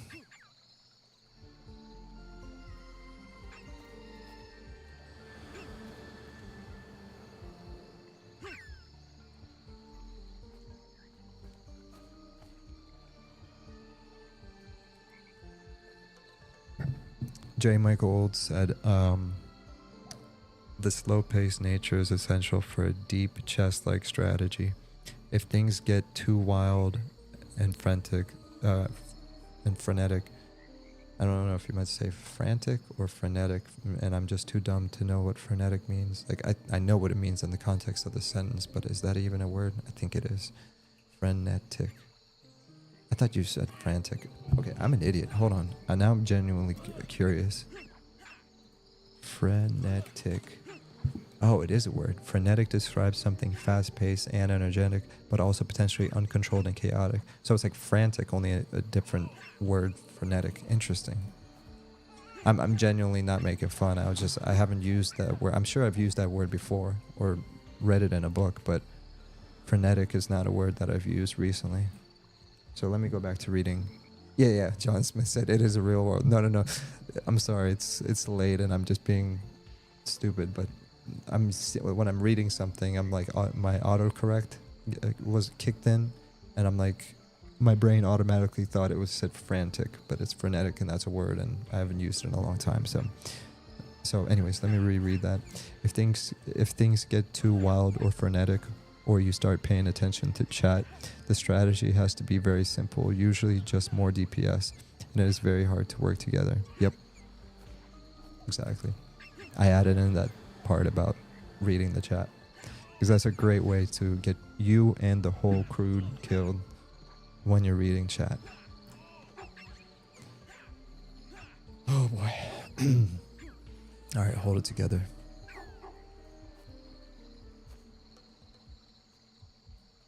All right. 5 more minutes over here, and then we're gonna go to the city, do some quick exploration, and then we're gonna log.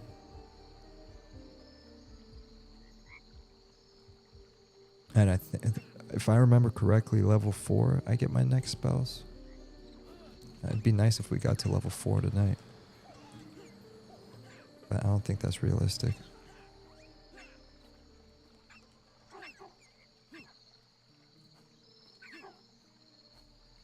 I don't know. Never say never. Maybe I'll get a second wind in me right now. Probably just need to get up and stretch or something.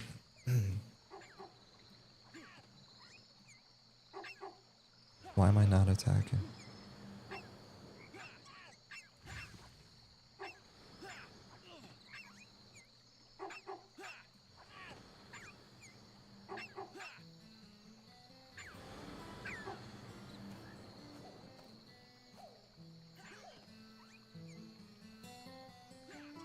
Oh, crap.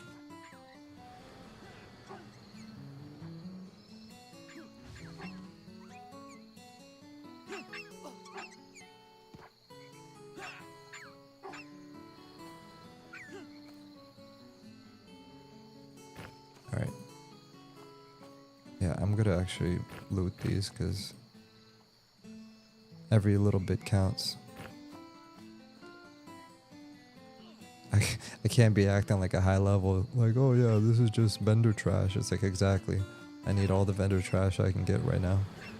Every little bit counts.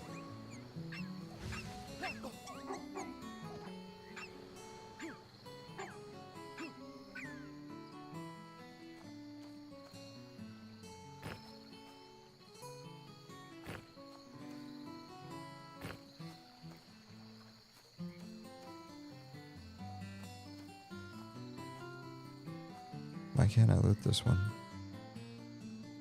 Okay.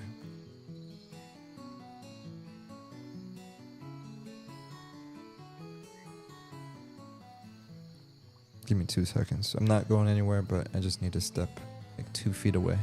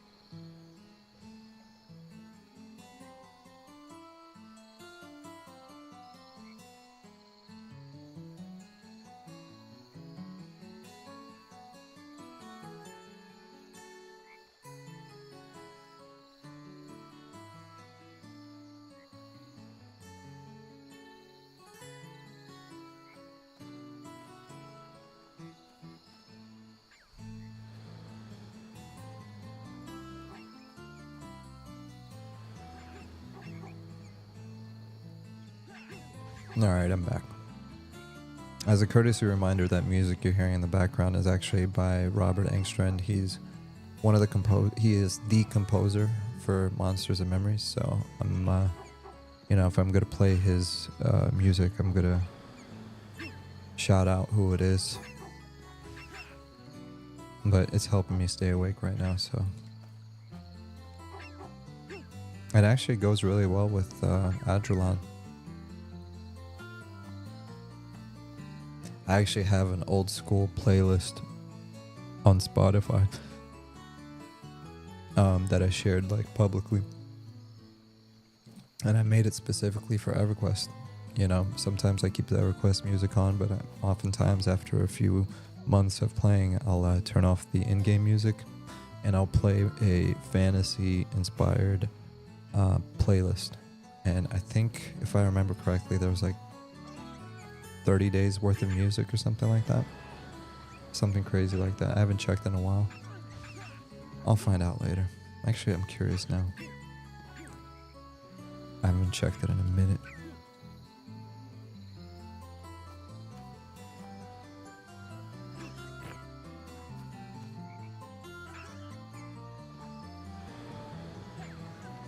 Let me not get my group killed. So one thing I noticed is I keep forgetting to make my pet attack. One thing I wish is that if I attack, if I could like macro it so that anytime I attack, it forces my pet to attack. I'm sure I can figure out a macro to do that. But let me see. Where's my Everquest playlist? Crap. Crap. This is not the time for this.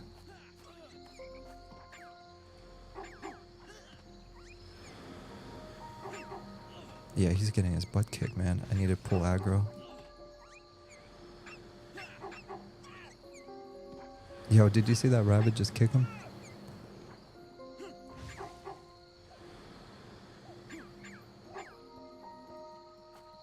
Nice. Oh, I'm not even attacking, that's the problem. Alright, let me med up really quick. And, Everquest.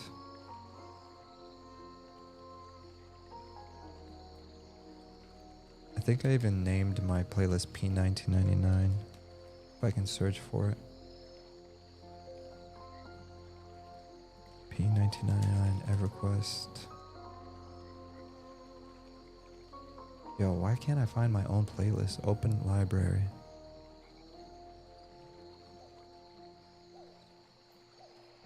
No way.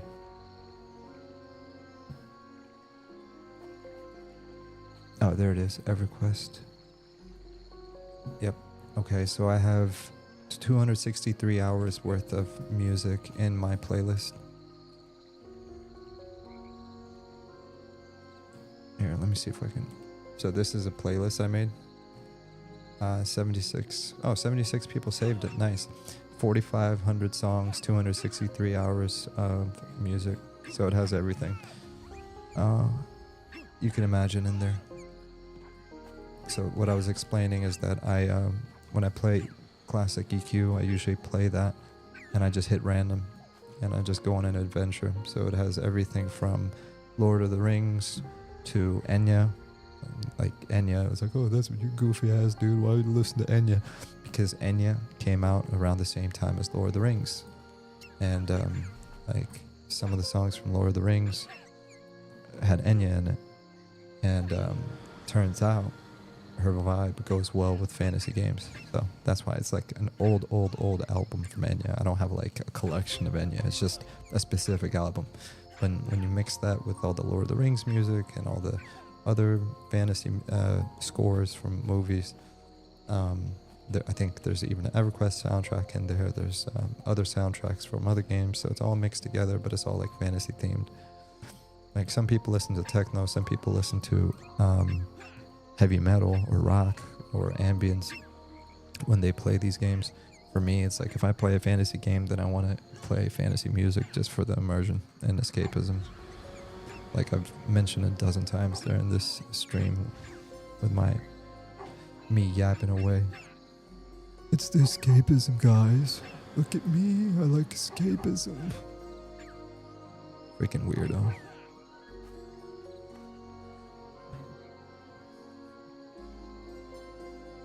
It's officially 4 in the morning. Yeah, I'm telling you, when I get this tired, things get weird, boys. Really weird.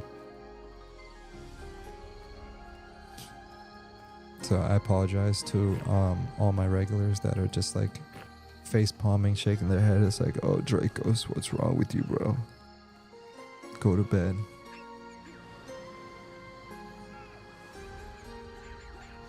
I mean, that's the benefit of doing this for fun. Like, I'm not itching to get like subscribers or like a fan base. I'm just doing this for fun, chilling.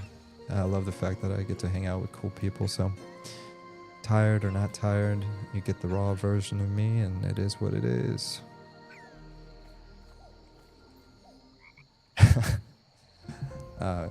I can't do that right now. It's coming to my defense. He said, nah, you're not a weirdo, bro. Escapism is where it's at when playing an MMO. Thematic music is the shit. Yeah, no. And yeah, I was just joking about the weirdo thing, but it's I have like seen other streamers, like they're very they'll be on stream and like they'll be playing to heavy metal. It's like, and that's their vibe, you know what I mean? They got EQ playing in the background, they got, you know, their quest or their grind, and they're just listening to their favorite music. And that's what it's all about. You know, that's your form of escapism, you know? For me, it's the fantasy aspect, because we are technically playing a fantasy game, so glad we're on the same page there. Oh my gosh, dude. I need to stretch.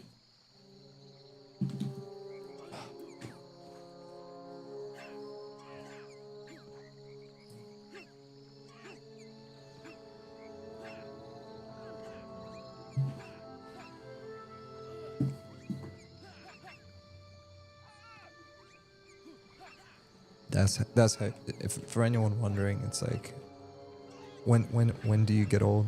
When you start having to stretch because your shoulders locking up, that's how you know you're getting old. Besides that, you don't really age. You can be 20, 30, 40. If you're in the right mindset, you're always going to feel like that 13-year-old kid. 100% never grew up. Even with like a stable career, 3 kids, huge responsibilities left and right, caregiver for health reasons for somebody, whatever, still a kid. Always will be a kid. Don't plan on growing up. I'm always going to be responsible. I'm always going to take care of the people close to me and strangers, but I'm always going to be a kid.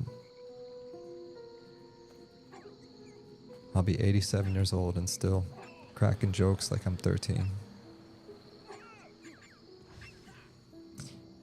Like they always say, you only live once. Might as well make the most of it. And be positive and happy and goofy.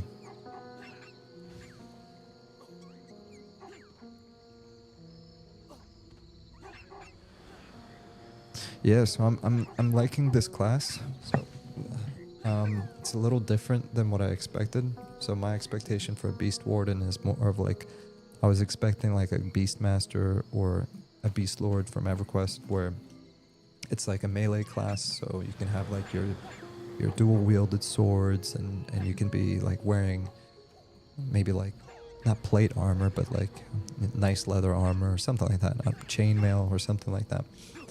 And it was a class like focused on melee and spell casting and stuff like that. And you summon pets. This Beastwarden, it's more like a warden, right? So you're taming animals and kind of like connecting with them, etc., or whatever. At least that's how it's advertised. So it's a slightly different feel, but it's still a great feel. It still feels great, feels good. I mean, I'm still casting spells. I guess I just wish I had a sword instead of a blunt weapon. But hey, maybe they can change that later.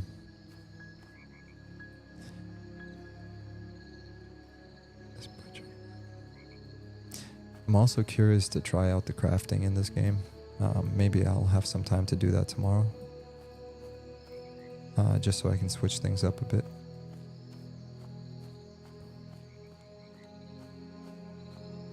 So it's almost daytime, so as soon as it's daytime, we're gonna run to the city and then we're gonna call it.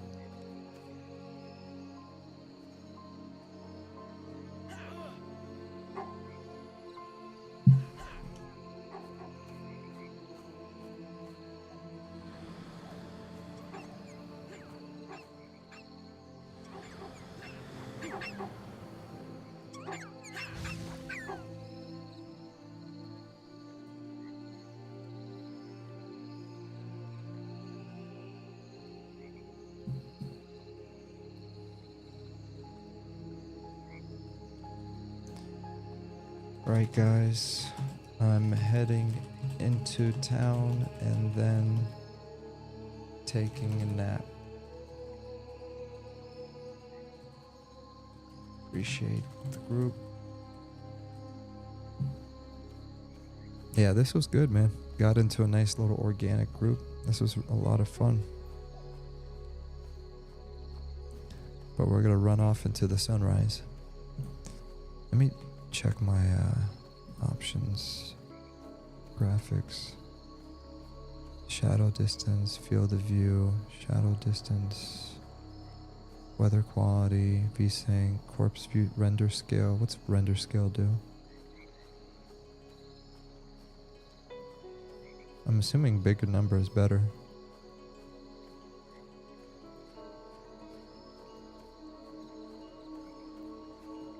Anyways, I'm not paying attention. Alright, so we're gonna head into town. Galen. Alright, nah, you're not a J. Michael Old said, this game is blowing me away with its clean aesthetic. I might actually like this better than Pantheon or M&M, at least for the visual. Surprise how much I like those blocky, how much I like the blocky style. Yeah, no, this is a very welcoming type of graphics aesthetic. Like, it, to be honest, it surprised me too. It not so much like it surprised me, like whether it's good or bad, more of just how many people were immediately drawn to this game just based on the aesthetic.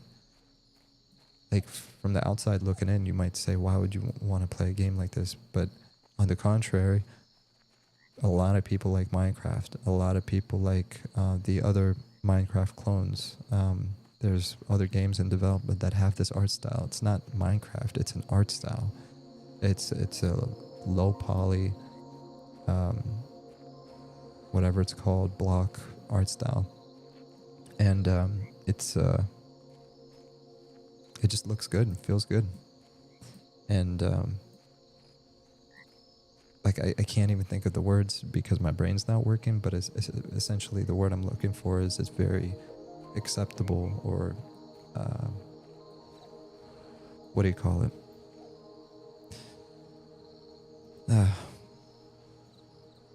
My brain's not working. I know what I'm trying to say, but I just don't know the word right now. The barrier of entry is very small or whatever.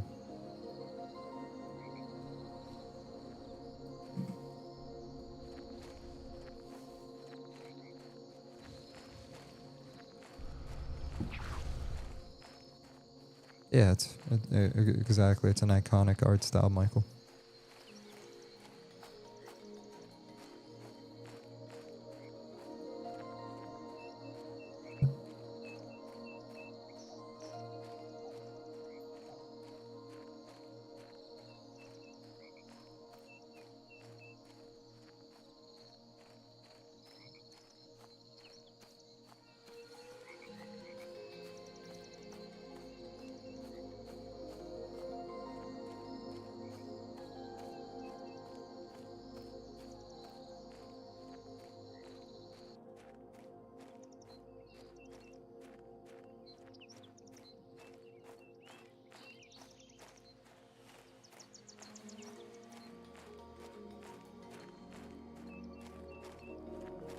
Wait. Oh no. Oh no. Oh no, I wasn't paying attention.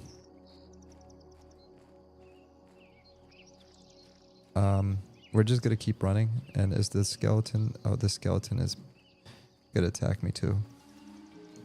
Oh no. Run away!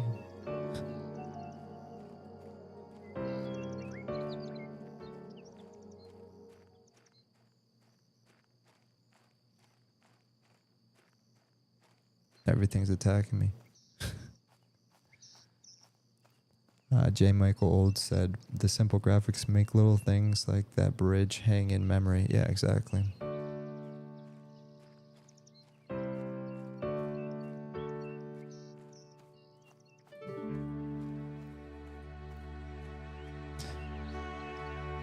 And another thing is, like, these are Monsters and Memories, Pantheon, Adrullan Online. They're completely different games. They have similarities, but they're different. Like, Pantheon wants to be an open world where you can go anywhere and climb anything and just boom. Like, it's just like that. Adrullan Online, it wants to be a huge open world. Again, seamless world, no zones. The mobs leash, so they'll chase you to a certain point, and then they won't chase you anymore.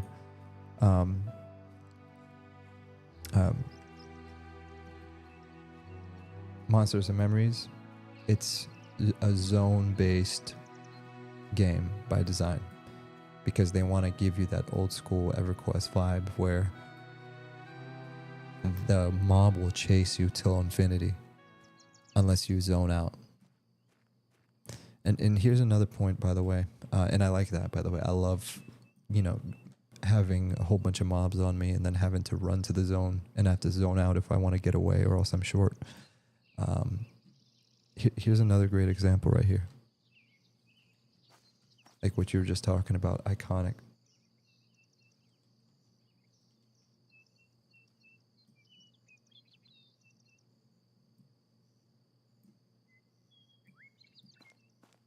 Like, that just looks good.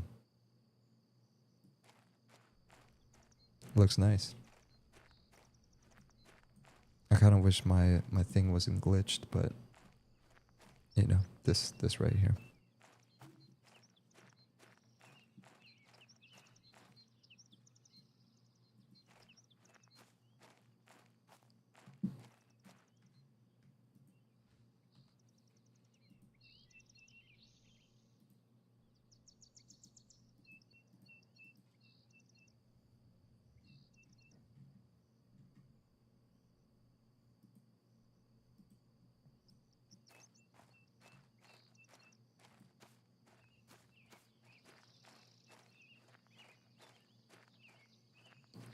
Yeah, so my point was that all these games are different.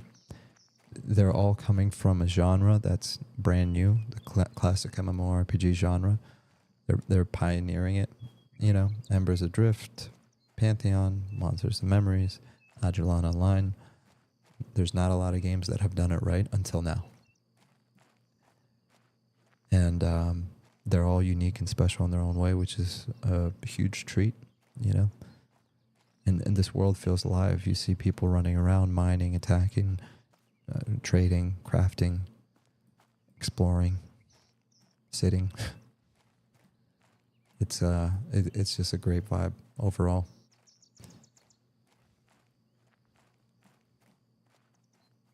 And it's really smooth. It runs very smooth. It's not buggy, and it looks great.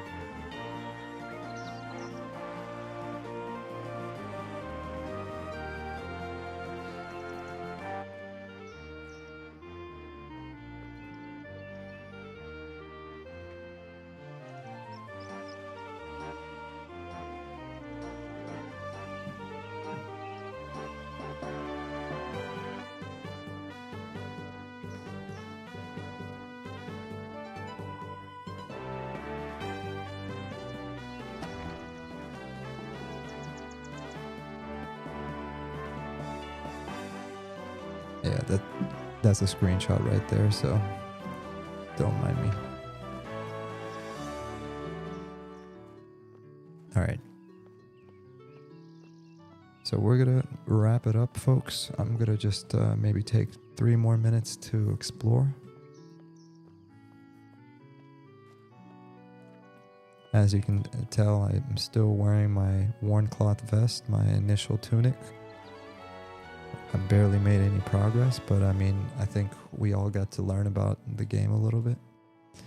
I'll hopefully be back tomorrow and do some more exploration.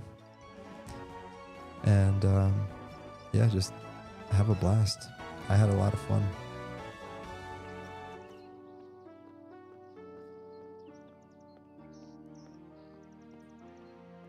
Tomorrow, after I get some rest, I look forward to actually doing some experiments. Maybe running some more quests. Gaining some levels. But yeah. I hope you guys had fun. On this note, it's 4:15 in the morning where I am at. We've been online for about 3 hours and 40 minutes. Appreciate everyone that hung out. And yeah, if you haven't already, look it up. It's Adrullan.online is their website. You have today, which is over tomorrow and Sunday, to join the playtest. You just need to make an account, download the client, log in. It's free. It's a community alpha test, so the game's not released. So if this is your first time, hopefully you're already playing it, but just wanted to shout that out for the people that didn't know. Besides that, I had a lot of fun. Thank you, Michael Olds. Thank you, I Can't Do That Right Now. Thank you, John Smith. Thank you, Dead Man Fishing. Thank you, Yanlito. Thank you, Dan, for being here. Thank you, Kel. Thank you, Classic Everquest, for hanging out. Thank you, ZBrushed, for swinging by. Great seeing you. Love your stream. Keep up the great work on Monsters and Memories. John Smith, not Joshua. Poncho Dog. Let's see. Am I missing anyone? Hypto, right? I saw you. Dead Man Fishing. I'm sorry. Hypto is dead. Dead Man Fishing. I'm sorry. Right? Am I tripping? Yeah, Dead Man Fishing. Yeah, I see you, Hypto. I should know because I know your avatar. So, anyways, nice work as usual. Have a good night. Thank you. I appreciate that. Tomorrow will be a better night. Assuming I get on at my normal time. I won't be as tired, so appreciate you guys. Have a great night. Look, there's a random chicken.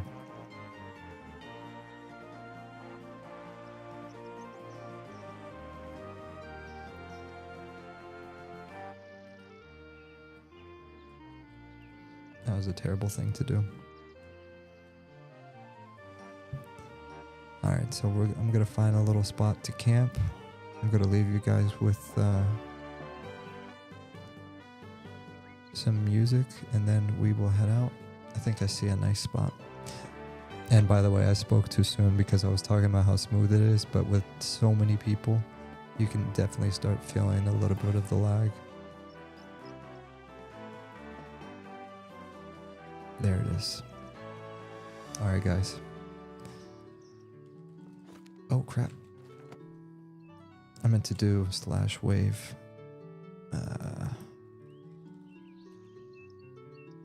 Yeah, there it is.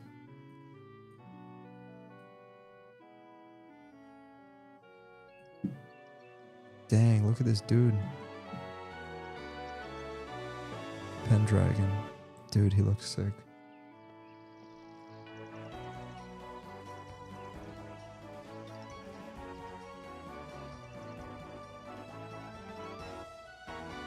Alright guys, that's it for me. Good night. Peace.